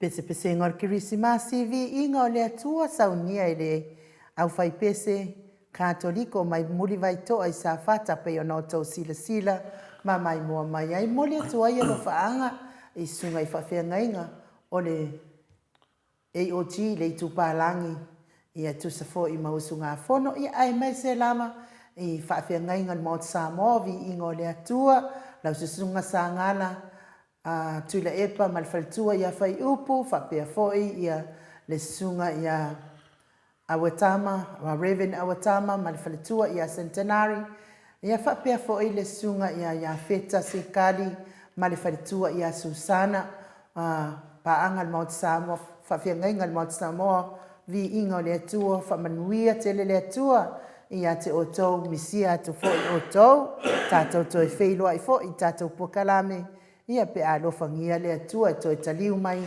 i maota le whainga malanga ia mai se foi i nei sini pe i ona tatou nofo mpapa awai i nei vai tau o soifuanga a telefon sa matal noa ma le sunga i whawhiangainga ia feta sekali i lea soa nafi ia ruai ono ia feta sekali ia o lea na ia maua le faltan malo lea le sa whasalau atu tatou ia o nala lea la whamautua i tonga fuafua le sunga le whawhiangainga ma ia ma o whamanuia fo i sunga le whawhiangainga ma matanoa ma o whaitunga le whawhiangainga ia o le karesia lava na sa a mata mai ai lo ua uia fo mai ai fo lo ua uia o langa ma tuptupua le karesia AOG le tu palangi me fo ile tele ia utala malia i fai le AOG ia langa wa o le AOG uliuri Dese a uliuri ia se lava fo ia tofinga ia ma mala au nia fo tangata ile tua ia ai famelo o fatulole ia le sunga fafenga leva tele ona o ia i tono le kalesia ma unga lue ai ma ia ai ele foi ele esa o foi le fia ata le o le foi o kala mari el to ina mai lo no to ina vai le ke le ano wa banoa aka ko inga ese ia fainga le atua ia o manatu o tangata ele o manatu na o le atua ala fo el tangata ese wa o mana te tofita to le atua ile me o e te faia le ngadwenga le o e te faia ngadwenga le anga o fare kua nge el fia ese manguele ese le kionga ke fa fe ko ainga ia me pio ale na tofia we le atua e halu e o mai in me le ia e fai o e ma tene fa salau ia le ala anga le nge ila tofinga le mai le atua ia se manu fa pine ia le ise le kio e ngangana fa sa ina o me pelo o lo ia telefon ma nei ia o la fa longo lu tal noanga ma tuila epa le fionga tai sili ia doctor tuila epa sa ilele mali le ngoi le aso sa o le ala fa tu a o tau mala mai fo i telefon o le ala va te fa pea uia na avele ele HRPP i le whamasinonga le whatautonga le na whaila le whale i e sori whaavae sori tū la fono o lea na au mai ai le tala e sa o le HRPP e sori whaavae sori tū la fono na ngata aile i nato le foa o lea la lau te whaapea uia aina to e o le fast to e apili le case lea a lea la whatu au mana maratu nei se mawhai ana e toi wha mana le malu le atunu. Wa te iloa o le mea la nofo malu le atunu o le mea fo ile to te leo nisi. Le fo i o te mana o au la o te ile son nafi ile a sasato le fo i lua whatata noanga ma le fionga tai siri. O na o whaadua nyane ma whaatele ina i tala le a whawhawhingi oka. Fifi e sunga ma koe ke le operation nga mea. Telefone ma fai ana e toi fa matala tala mai lau to fa fon malo le tunu ia le ana mo mana fa manino le fiona te sili pe no facility ai le ana no facility ai fina le fa mai la le tati ia le ngasu ato tatu o mai do i le whātautonga le ngā laro le whale i, matolia fo i la. O whamasino ia na whaia le whātautonga le awhina le whamasinonga lea. I na wa mai le mele na whātaunu laro whale i. Ia le na toi a vero le whina le whamasino. Ia e palea le mele wa e mele nei le tauna whaia le mena, wa e se whaia tatununga le whas ma le HRPP sa iai. Ia o whamasino la i e tō tōruna whaia le unga na. E le iai la sa tiu te tono le whamasinonga na mawarunga. O le facilite lea, e se ame o le iai sa tiu. Pia le tūlanga na, pia le lewa sau ia. A te tanoa, enu, so kai mo mok lava se uso.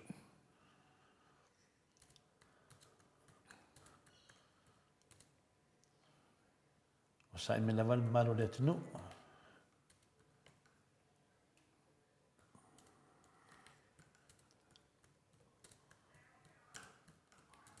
A tanoa.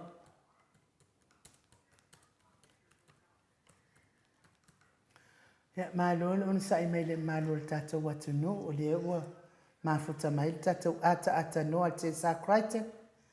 Ia a le pe po uli pingi ngefu.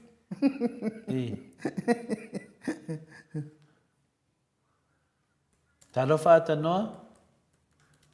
Ia, malo le soifua to le foa. Leo ako foi el kako le kako Mastercard le ya.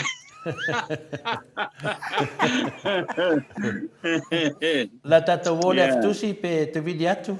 Ya, masado ka ke sei como fai ku pe por al que me ola mayele le a hoile. Le kemno le fikusi. Tato tana no pong sapea. Ya, already do dua ya kako kalangoa pe. Ai ni folsa yao. Ma no lava le soifua manuia i lau fionga le ata noa te sa e ui lava ina le vai atu i au fōlinga ia ua lava lo si ufofonga ma tau te iloa ai o lo maua lunga pea le alofa ma le anga leo le atua lau fionga le ata noa te sa fa pea foi le ai ngā li ia ma lo le soifua manuia le ma lo foi le folau ma lo le tautua atunu i lau fionga le ata noa te sa. Ia fa pena foi ono fatalo fatu de nei foi tai o matango fie il tato tunu ia le lo fa le tua o tato o li fatasi mai ia le fa o popoino foi ia o nei aso le soifua ma le tato wola o tato o li mai ele nei foi tai o ia o le asolua ia ma no le soifua i lau sunga no fa pena foi lau o fionga tole fo ia ma le sunga ia mai ia mo fatalo fatu i lo foi i le pa ia ma ulungo le tato tunu ina i o tato tamama tina ma tutua ia o lo tap poi mai le tato por kalame le vai aso ma le vai aso ia le foi la o ia le nei tai au ma lo soifua i la o moa ia o tato felo ia i foi le langi mama le soifua moa ia ave foi nei ava noe pata lo fatu i foi le pa ia maulunga lo tato tunu ia me se foi la to lo mai mo ma fa fonga ia ma ko mini mai foi ia i lunga o le tato penga to fai langi ia ia le YouTube ia ma le apio fo linga ia fa tai ai nei tai au ai no mo to le fo tato feilo i foi le lofa malang le leo le tua ia tato tau fai fa malo i le lofa ma le anga le leo le atua ia te tatou tai to atasi la fionga le ata noa te sa ia o lea wa uma le malu tai au ia so tai at foi ia ona la wa fa tonu na so tai at ia lea la wa e vili mai o lea mate o lea o te fesili ia to le foa a tonu foi o le ale afaina lea tatou tala noa fa atasi ai foi lea mata upu awa o te i le mata upu lea i le whaataltal noina le fionga le taitai sili whapea foi i le asasa ta ton foi o a ula lea o te i atuai na o toi fesili muri le ia to le foa ina o umal por kalame toi whaamatala mai na o toi to le foa le mori se i whaamalama mai lai le mamalo le atunu le operation le fai mai ai el fafafinge le na mafu ai ona saunoa ia le whaamasino sili. Iui ina sori tu la fono ma sori whaavai. Le whaatautonga sa whaila lo whale ia. Ia ai whao ngā pēa. O lea la wo te ia tua i fo ia uia. O lea fo isa ia i le ngā luenga fo ia le whaamasino sili ia i le tau mawhainga o le mea lea. O le mea wata tau fo. Wata tau fo. Ni whaamalolo ma whaamasino sili ia. To le fo ma atatanoa. Mahalo. Ia, e le saunoa mai atatanoa. Se whao mātu le pio. Me le saunoa e nu tani whea pina le atanoa fili tu le whionga fo i te sili a papastui i le asa. Ia wot. Wa whalongolongo ala whina le wal mele le manino le tātou atunu. Ina ua umana le whatautonga le na whaila le whali e. Ia a saua lo mali unga le whamisnonga. E sori whaavae, to e sori tu la fono. A le unga na sau mali unga le whamisnonga maua lunga lava Samoa. O le unga au tū le na e sori whaavae, to e sori tu la fono. Le mea le na whaila le whali e. Ia mataulia la, o le unga lea, e le a waisa tiu le unga lea. O le pesitele na e seama na le mea na le a waisa tiu le unga lea, le unga au tu. Po le unga lea whina le maua lunga.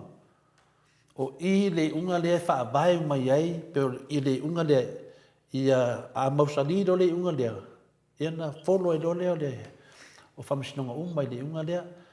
O le pesili la sa iai sa o tamawhai whina pe e seana le a waisa tiu i.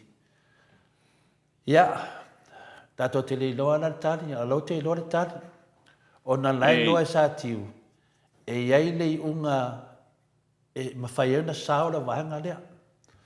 Lea lawa le awai lo sa tiu le whamisinonga lea. A sa lo leo sa tiu ia whaatari tali i le whamisinonga muli muli.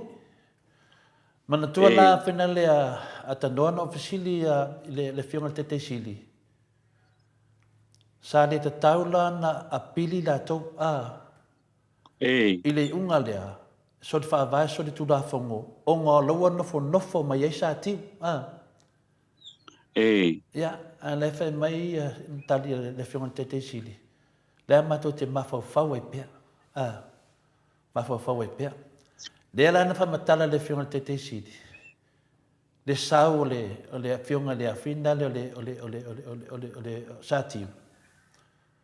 Longo mai whina le loia sili. E a batu si complain whina le e sori whaavae, sori tula whonon mele. Ma whailoa na ia whaale au ngaina. E according i le mea te tauna iai. E le whaimisinonga muli la. E muli. I le whaimisinonga lea autu. Ia whamaunia me loa. O lai sa o lava e sori whaavae, to e sori tula whono. Al mea lawa tupu. O lea maua whamaunga. Mai i le whionga te siri. Ma le loia siri. Le operation na le tawe ainu. O le whionga le whina le Whamasino siri. Pe ai seal mea na ia whautua ina ai, e a batu na mata upu. Le ala na mafuena na opesili ngia le whionga le te siri tu le epa. Pe sa le te tau lau na apili la tau. A wafo ia whaia e le apili le HRPP le unga lea. Wa mausa lia ia le soli whaavae, soli tu la whono. Ai le ai se upu whaunga pea. O lea la wa sao whanga le mea lea, ono le whaupunga le sa tiu. E ui na soli whaavae, soli tu la whono. Le mea le na whai po le whatautonga le ai whaunga loa, i lalo le male lenga, o le hao le maa loa, o le se mea. O le ringa lalo whamatalanga. E le ngata o le soos na sau mai lava ia sa tiu. E a batu se complain funa le po se apili funa le tusu melea. Ala wa whaile apili. Ai saunga langa tari. Wa le kalepea. Ai whaunga. O le mea na le na ofisili nia ila whionga le te sila tu le epa. Ai whai mai le tali atu le epa. O lea lava mātou te mawhau whau iai. Ia. Lea foi sa toi fisilingia le whionga te siri. Po walata lata mai se te mie. Ai whai mai. Aua le tau ana ua le atua. Tu pea. Tu pea. Ia, o te manatu o tula e pa o se tangata alofa tele ia Samoa ma le atunu. A mese ia aina o ma le atunu. Le tali o se tali e wha nofo file mu wai. Ma tu pe ilu mo le atua. Ia, le ala o tātou safa ai ma tele ai le vevesi ma le pisa. Ai ma fua mai lava i le fionga i le whamasina sili o Samoa.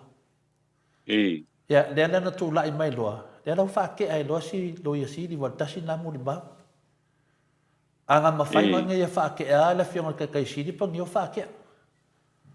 Ia, e whae lawe le mwhai na whaate asesi a le fionga le teitei sili. Le ala lau whaake ai nunga pari menge e ma fua mai lava i le whai unga lea whao ngā loa. Le ala na toi wa le na fasilia te tanoa le fina toi fasili le fionga te sili toi fa mam na mai le ala na pe mena na mai le ungo fam sino pa langi le na mai e le ma fai lava e se fa masino so ko inga fa masino pe sili pe le sili pe ku rua pe ku ko pe le rusa me ka fa masino o nga ia fa popoa nionga mafau faunga ma se mea I longa lava mafau walonga tiapoko. I ko kongu whawai. Whawai. Le sa whawai. O le lawa sau ngei. E le I whai aku se vaanga whai se mea. Awa ngofu asa ki umaku e le upu. Whaangalo. A o ia foi. O le ko ala whaau kama. O le mea lava lea. O ia o le amtanga o mea lea. Wale ngata la le na ofisili le fionga le tete sila tu le pa. Pesa le ka kaula o nga apili lo lako. Ai taka kia e do whapenga. Wa anga whaka kia whapenga. E le ma whai e sa ki ude ngā whaka le kari mai. O nga sau whai se whaupunga e lunga longa pawa. E whao ngā lo. O nga nā leo ke kari kongu. E ka kaula wa atanoa. E ka kau lava mau ke ka kalo pe le fionga ke kai siri. E ave pe le maka upu lea. Langa o I lea wa vevesi e. Ma wale umani ngai maka upu. Ongo lea. O le soli wha vai, ma le soli kula fongo. Ai wha o ngā loa. Lea lau wha o winga koe whai whi awal mauka sa mo vinga le tua. Awa mo musu le upu soli wha vai, soli kula fongo. Longo vinga wha o ngā loa leang sala. Lea lau wha mai lo sa kiu. O le whai ngā mā loa leang sala. Whao ngā loa, e hara muka ko wong sala ia. Oi rea kau keke. E kau keke e ka kou e pui rea mio kongo le kua, e pui le whaavai o Samoa. E le umano vinga le fionga ke kei siri. Wa sa umafau faufu le aor ka ko malo, pe le ku lai mai. O le iai pinge a te tanoa, o le iai moli mau mawinga. Sa whapea ai e kulai maroka ko awan maru. Ia. Le au whaakari. Nongo winga. O le au kako maru. O le foi au lungo le whainga maru ang sara. A kaikai a whapea o... Ngana kaikai ma. A kaikai a whapea ka te awan maru. Ki ne ke ukaria. Nga se maru ang sara pe au ai. Ioi. Peira mena nere whaetu nei a tata nua pio le pisili ainu u. E le maro lon maoto sa movi ingo le tua. Ia whaasao le whaavai o le tunu. Le ala u whanau le whainga maro lang sala. Ia wako kuri ka ngaka, whioki ka ngaka. Aisea, a makua lang sala ua whangau mai le oki. Ia leu whangau mai me oki. Le kako whaid pokalama e whinga le me oki. Oi whirisi ngoi inu. Me ale poi? Ia, pusi ngua whapenga. Leu kako whangau mai iai. Mai nei me o whangau mai whainga maro ang sala a te tanua. Mafua mai lava le finale le famsinonga a satiu, sunga ia satiu. Ia, o whengi mea e le whaia ia le unga, ai sau whakarikali e le unga muli po le kora whapio, po le unga o karusanga, po le famsinonga to ilo. Walai loa umalo famsinonga lo umalo upu. Ai sau whautua le loia siti. O le mea siri nana lea. Au mai, dongo winga. Lana whaia lava male loa male mauti noana na mele na fai au mai ia le lau avaku o le mele e kaunga fai e ka kaulonga ka lepe loa le unga lea ese mele soli whaavai soli kula fongo ia ai koe fo i kua e whai pāloka war ke minga lei a whai vlavela sa ware ka māroa le whai ane mea ngai e whaua ai sui le awala ia le ala ua kau wei whangu al pale mia ma lako vaenga e whiwa i fua o le auanga sala wai le mawhainga maro lol mau ko sa movi ingo le tua lang wa whainga le whingar pa ia le tua whainga le ame kongo le tua au le ngol po kalame nge ovi ingo le tua oina po kalame nge ku mama inga tatano e le ku mama inga ka mam ki ngā ma kua o le mau ko sa movi ingo le kua ni ka ngaka ang sala e lako ke whaiat maro Sika kuko e la loko ko ngara anu. Oi sorry. E fesidi ko sa la yo le fa makala. Ya tano. Ya over to you. Ya, ole ya fa ta ya tore fo mana pa li ni ta ya. Yo mai talu mai ana sa no ye le fiong el fam sim sili le va ngale. Ole e soli tu la fono. To e soli fa vai. O le ala o te mawhauwhaua, pe whawhewhea na toe whai ele whionga i le whaamasina sili, ia ni whaai ungo whaamasinonga o loo iei nei. O leo o mo na whaatanga ina e ia. Ia le mata upule o le soli tūla whono toe soli whawai. O leo o mo na whaatanga ina e ia o na whaau au pea, ia na fo i lea whaai unga e whai. Ai ole whaamasinonga, ai me sala o whaamasinonga mau o lunga Samoa. Olo o iai ia le ami o tonu, o le whai mea tonu ma le whai mea sao. Ai olona winga ua taru mai loana whaapea mai o le whai unga e soli whaavai, soli tūla whono, ai whao ngā pea. Ia ona malamalama le leile iai o tangata malawa. Eo ai a tātou e reini a tātou wha ai longa lo ia maululunga o iai. Kako kei roa le leia o umana wha sino mai e le tua. O lau wha ai unga iai le tūlanga le nā. A wha peo o whai mai e soli tūla whono to e soli wha vai. Le lau ka koi loa uma e se ia le mea le wanga iai whai. Ia walai. Le ala wala ua wha wa ia le afo ia le whai unga lea. Le ua tūlai mai ai ia le whai ngā malo e pe ona iei nei. Le ala ua inga makua ke le are wha whita uri le ua iai. Ai ana wha o ngā le male lenga le wha pea mai. Toi fo ilo e whai le whai ngā palot.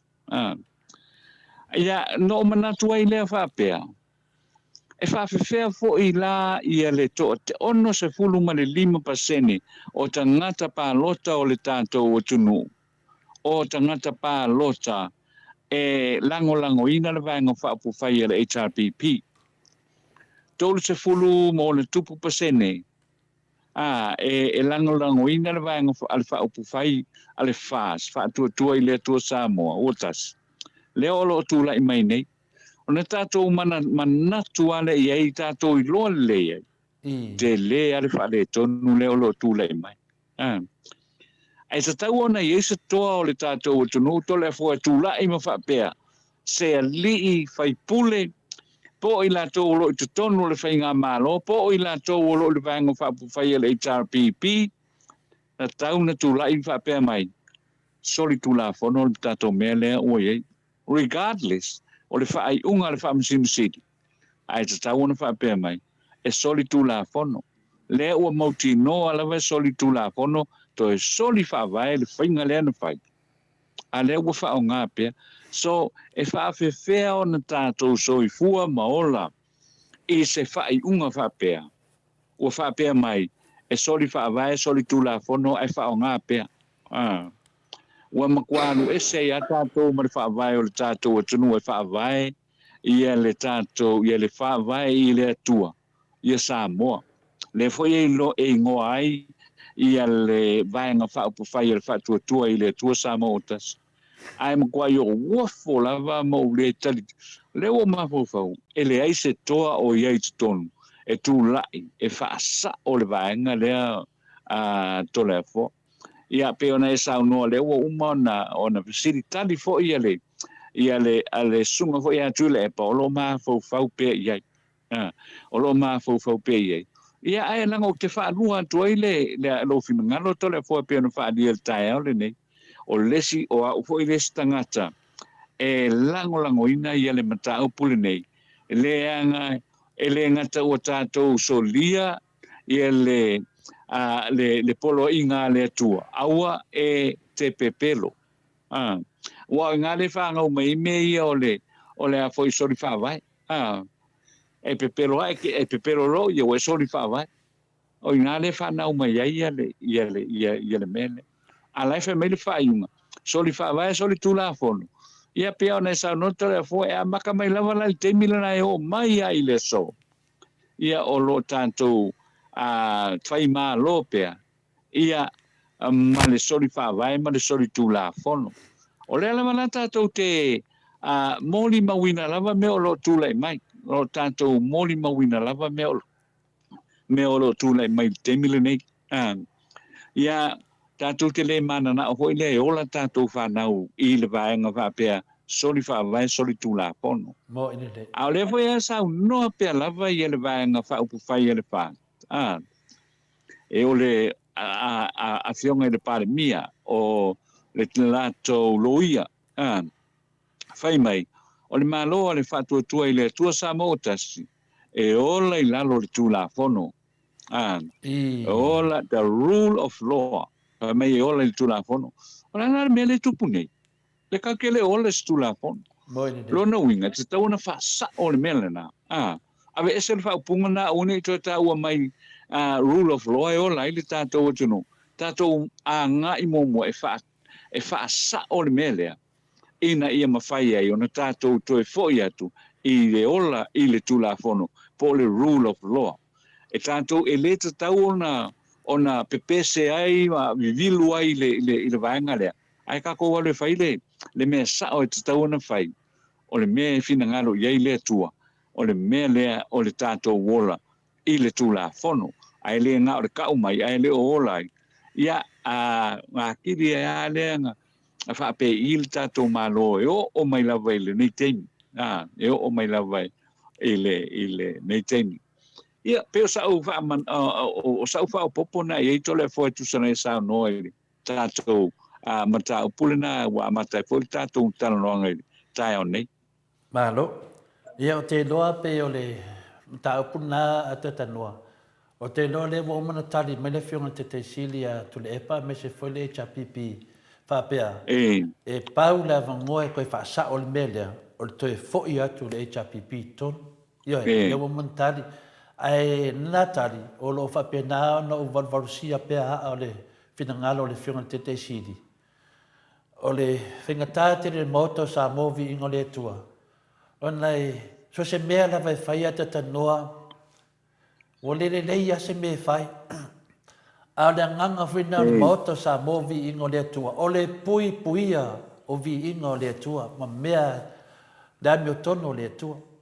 Lea lai mafua ia na finaupea, ma finaupea o I lava. Lea na fisilingia, lea na ofisili manino le fionga te sili le asosa, le vata te atu.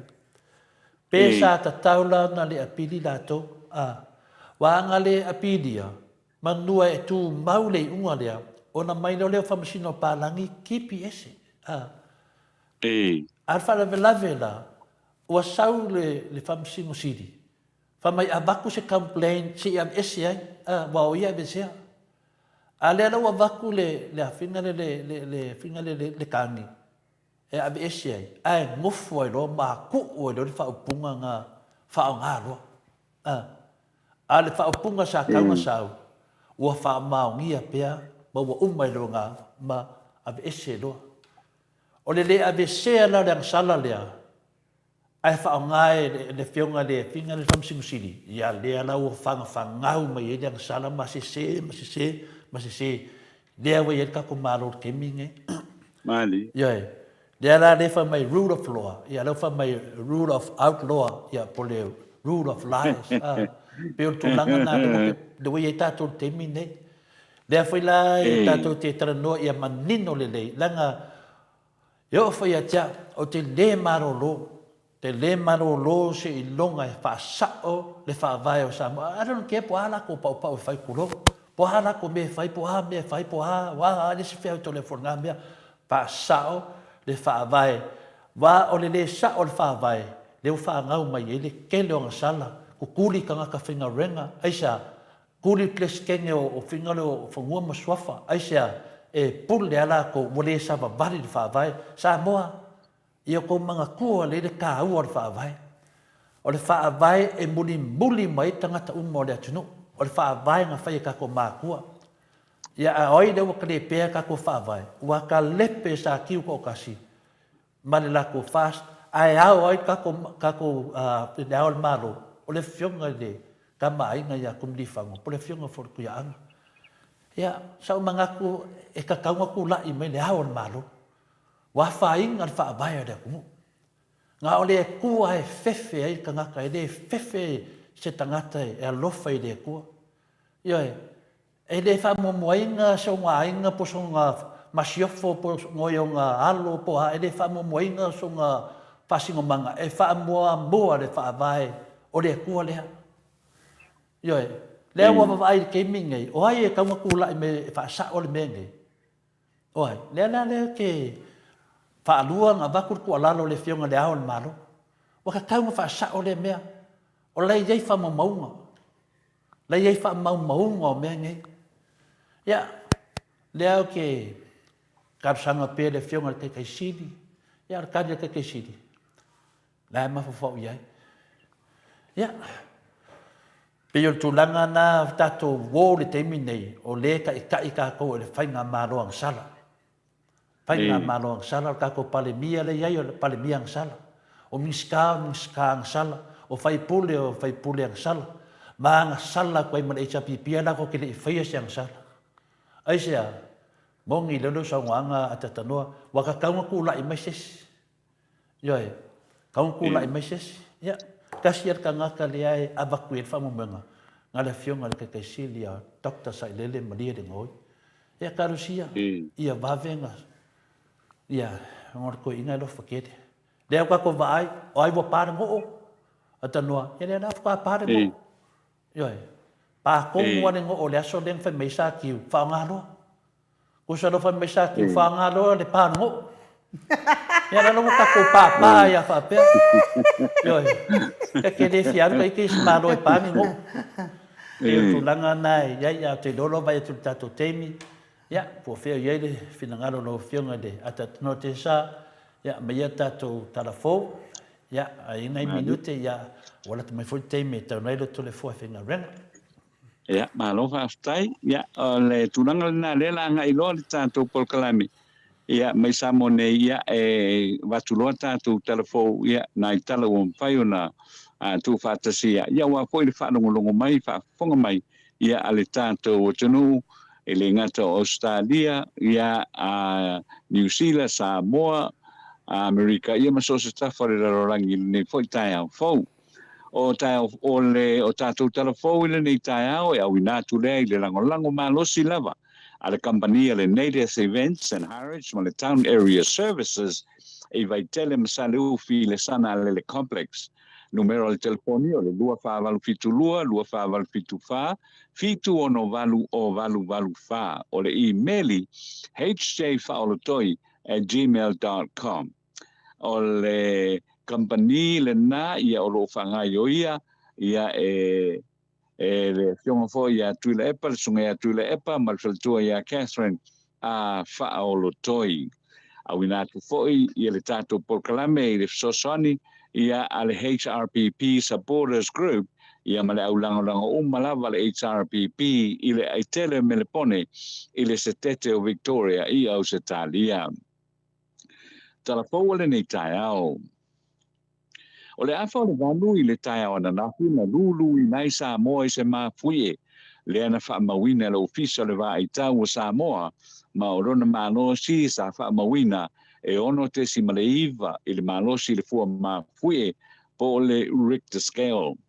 e au mai le rapatainga i le 2 minute te ai le valu a o sa uni le rotele o le whanau mo latou suenga ma sa au mai ai loa foi ma se lapatainga mai le matanga luenga o a onga ta longa mangano e tāpunia uma ai a onga a le malo i le atunu ai toi tolu minute e so tuai na au mai ai ma le lapatainga e sa uni mo se tsunami wa mai a foi o na lapatainga ngā luenga le malo e tāpunia ma au mai ai foi mo tangata umalawa e no nofo malala i no whanga maulalo e anga i lo fo i no whanga maulunga a o amatai na ngā solo tangata e iusita ia i le vala au e anga i no whanga maulunga ai o loo e le saia lini tele le fui mu ia pia ai toe au mai aloa ma se whaasilsilanga whaalawe tele o whaalea o ngā ina i le rapata inga o le tsunami e ui lava la ua toe whaalea o ngā ina ai to tele ua ngā i a inga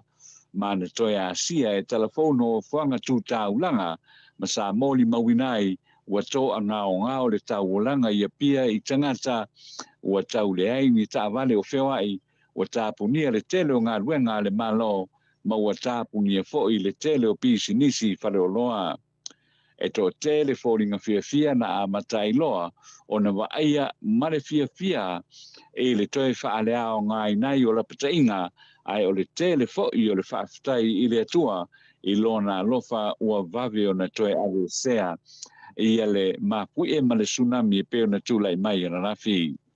E le ai ni mea sāli poti atu na whaalea ngaina i le mapui e ai mo le tō tele o te whaamanatu ma le toe whawhangu ina mai o le asolua iwa o te sema lua afi Maleifua.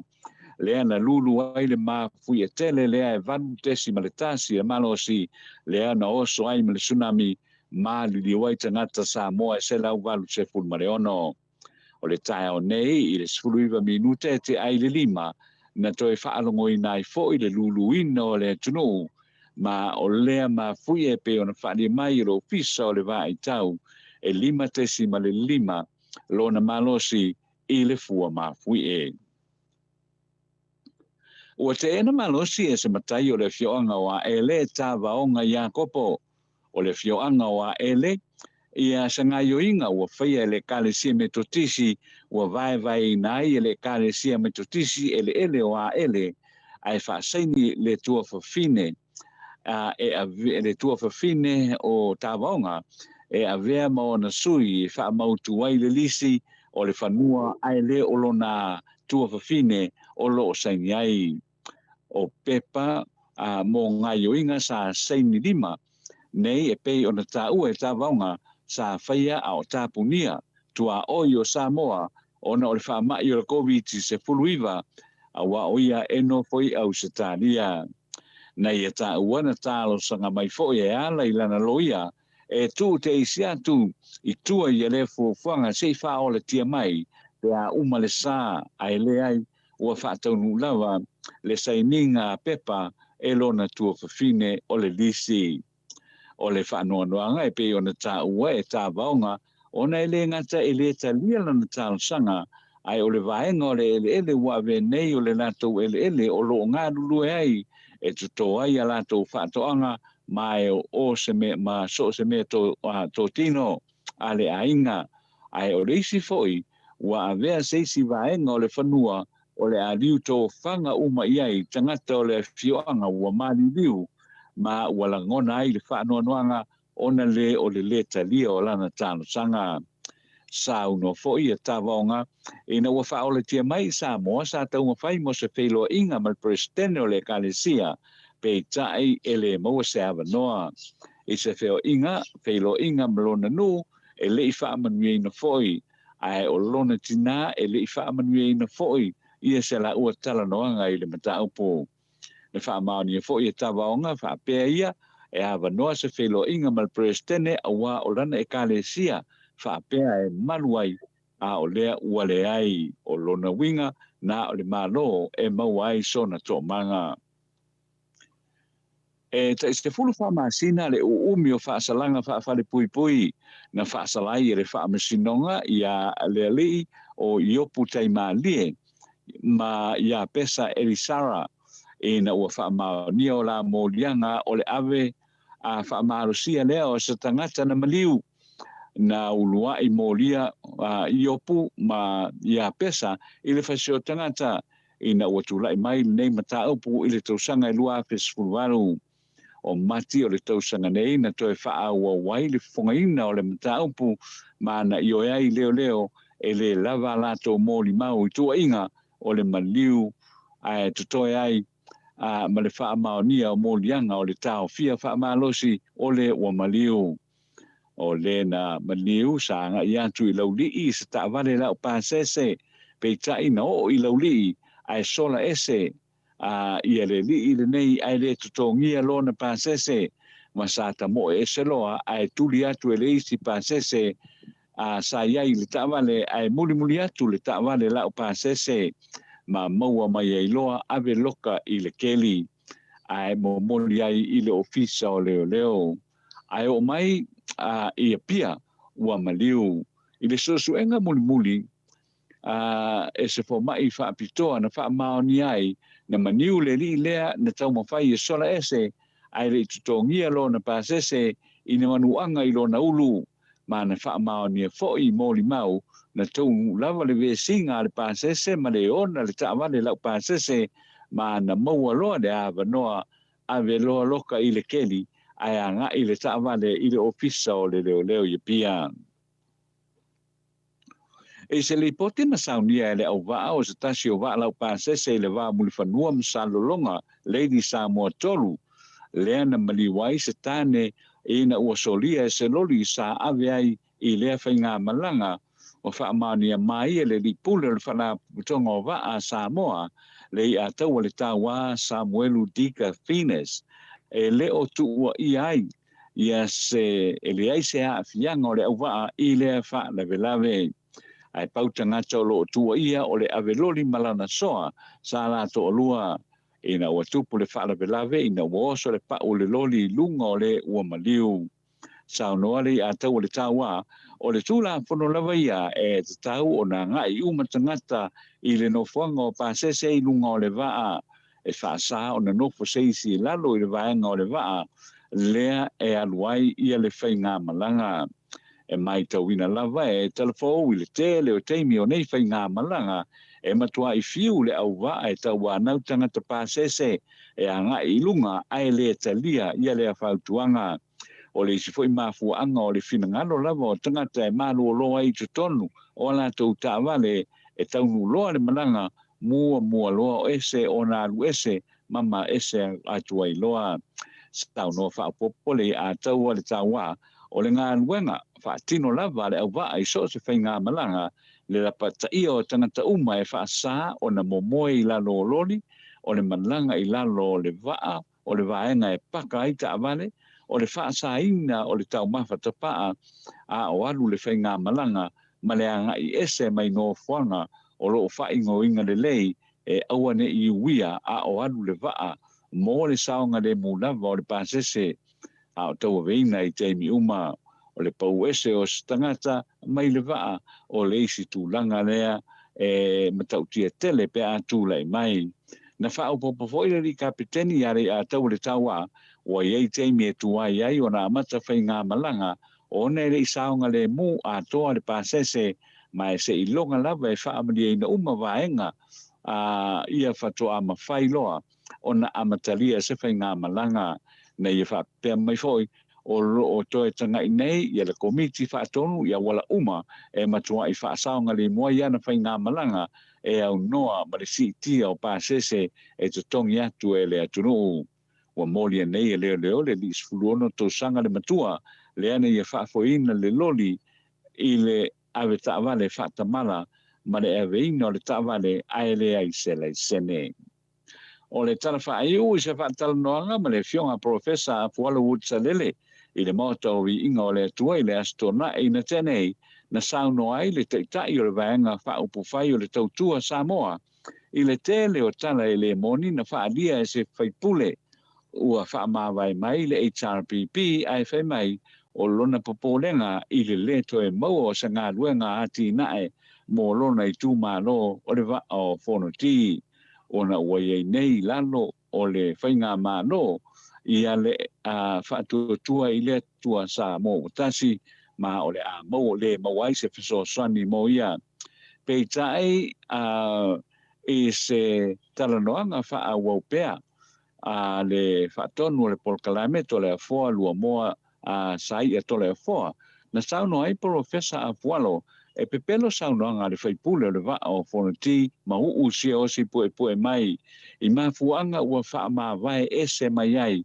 mai le HRPP I le teimile nei o le saunoanga ma uu na te le tali tonuina o no tua inga e le moni o ngā luenga umalava mo salenga a o vea o ia o le whaipule o le itumalo salenga mo le tautua Samoa sa iai o se vaenga wha upu whai e te I le whainga malo le HRPP na te le tani tolui nai la le upu e alu I le fast e mawai se wha manuianga molo nei itumalo le va o fona ti o na sa tele atu ngā ruenga ati nae mo lona I itumalo salenga nei lo isi itumalo o le HRPP o le nofo le itumalo fo le va o fona ti na whatoa wha o ngā ina I le whainga paloto le lua whelua se pulitasi ma na wha maonia mai fo I tu le epa I se teimi le mamau atu na tu e tau vai le whaipula le HRPP sunga ia Johnny Sia Hunt peitai ina ua whauluane le swafa mau siosi mo lea I tu malo na toe ave ese ai loa le swafa o le li whaipule ia Johnny Sia Hunt o tala nao le nei tai au whaaftai le whaafonga mai manuia fuafuanga o le nei aso. Ano, whaaftai lawa fionga I le ata noa te sa, tu sa fo I matatou tala fo le nei tai au, whaafonga le mamaro le atunu au e sau noa, a wātala I mea tupu le atupu tau te tupu, mai si o tātou mālo whaapiripili Samoa, whaaftai tele le tautua mātawela, wa le ngātai Samoa, ia wo o mai lava I atunu I whafo, o lo alala I to tele o le mamalo le atunu, mea o lo tupu le atupu tau te tupu, mai Samoa, ia whamanuia tele le atua atanoa, maua lo soifua malo lo ina, ia awa le tautua ina le mamalo le atunu, whamanuia tele le atua, maua fo le poto ma le mana malama, ia tautua ai lo tātou atunu whaapele pele ai atanoa, ma nei ia o au tala fo nei tai au, whaanongolongo atu foi. On toa tele o tangata ua whaafale pui pui ina, ona o lātou sori ngā tū la fono. Ai o au malo ulangona atanoa. Mai le tau sanga lua afe lua tasi. E le tatau on toi whaafale pui pui ina tangata sori tū la fono. Pe e te whasi o ti tangata wha moe moe ina. Pe e te whasi o ti tangata pa iwalea. Pe e te ngaoi. Pe e te ai maluanga. Whakau aisa. O uma soli tu la fono fai ele malo o le atunu. Mai le lua afe lua sfun maltasi se iau o mani nei tai au. E le te tau ona to iei se tangata oe e whaafale pui pui ina. Ona o le nei la le tūla wa fionga le ata noa te sa. O le sa uni fo i le HRPP le fionga le tai sili i atu i la epa ma le mawalunga o le vaenga a whae pui pui ia i ata o tangata Samoa. E ave le whaatautonga le ana whai lalo le whale ie. Ona e soli tu la fono, to e soli whaavai. Ai pita ia, ne whamangalo mai ele whamasino sili. O pia e whaonga soli tu la fono, mai soli whaavai. O le ala le mea la whaafal pui pui e, ia tangata ia wa solia nei tu la fono. O le wa umani whamangalo mai i. O fea la le kamai afisi, o fea kamai ave i vai. Moia ya lau sunga e nu ai o le tūlanga le nai tilo nei la ia i le tūlanga le o tūlai mai tālu o na whai e whai unga le whamsino o le ala le e pea le sau no o le ala le mea le atoe tu ai tuape to e tolo ia i loa ia mata upu whapene awa a fai ai soli tu la fono ave o mo lia fai lo fai unga ia fa pe mai e ui nga soli kula fongo me soli fa vai lau maka upori ia ai fa manga lo ia ko nge aso ole unga la pe ona sa no ile nei tai and effectively ele ai la se file mo la mo ai tato tunu wa kusa wa fai lore sa no na e ona tato lo le te le ole tulango le an ya li tato tunu wa me foi na pe o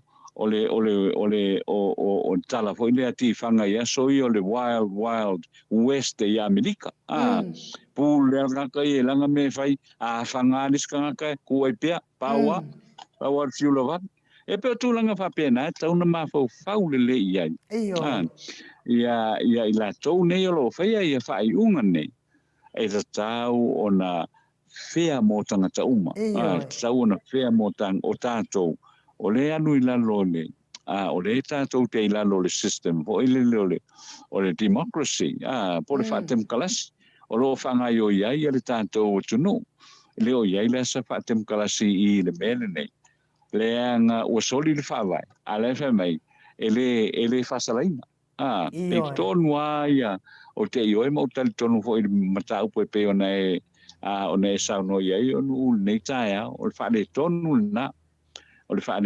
na wa o lo no winga o le ala wala o le ala o fuli nge kai milinge e a fo e whasala ka malau le whare pui o le sol tula fo no isangata a lai wha solo ai wha o ngā pia wha o ngā pia ia le a fo ia le tūlanga pe ona e pe o vai inga na o le a fo o le whai unga pe ona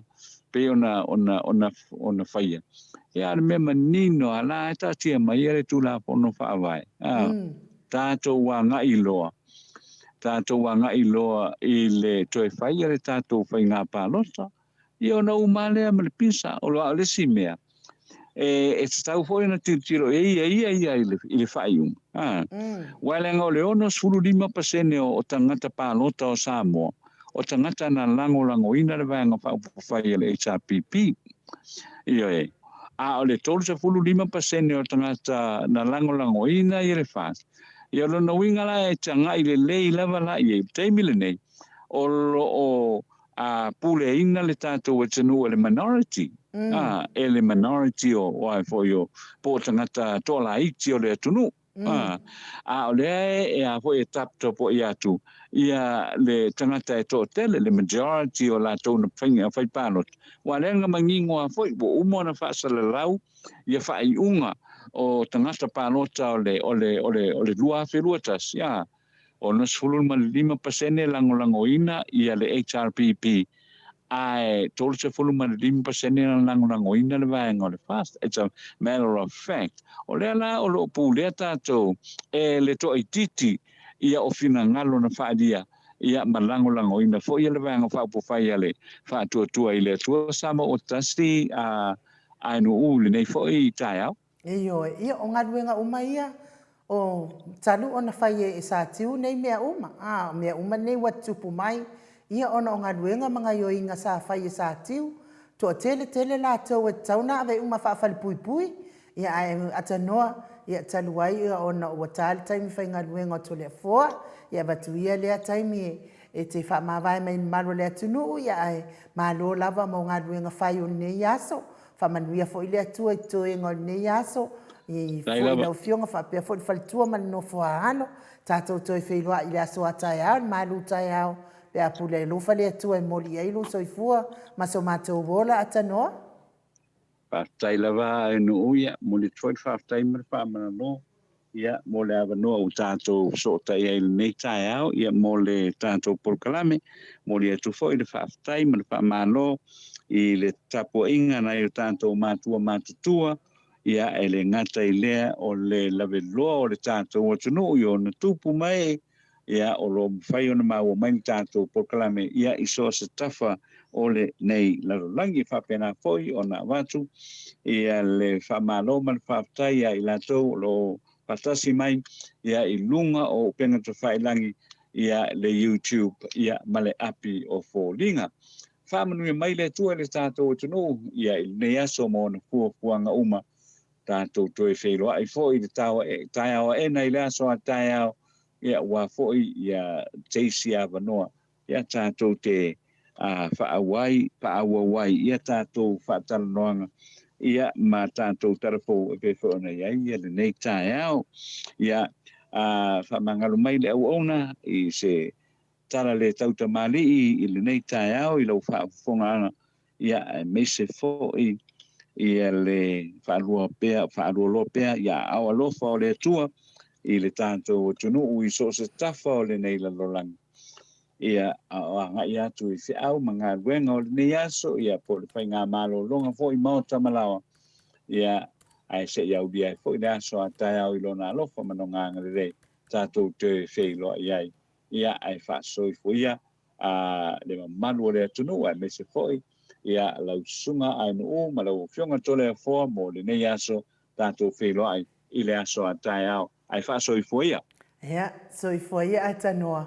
Ia, wa tātonu nei le tu la iwa I sini au se tālia. Mādua le atunu u whaaftai mafuta mai. Mai se umalo ai nuu nofo oe. Whai pokalame ia ai alu tole a fwoi whai ngā ruenga. Ia, on wharavela. Ia wa ue alu e momori.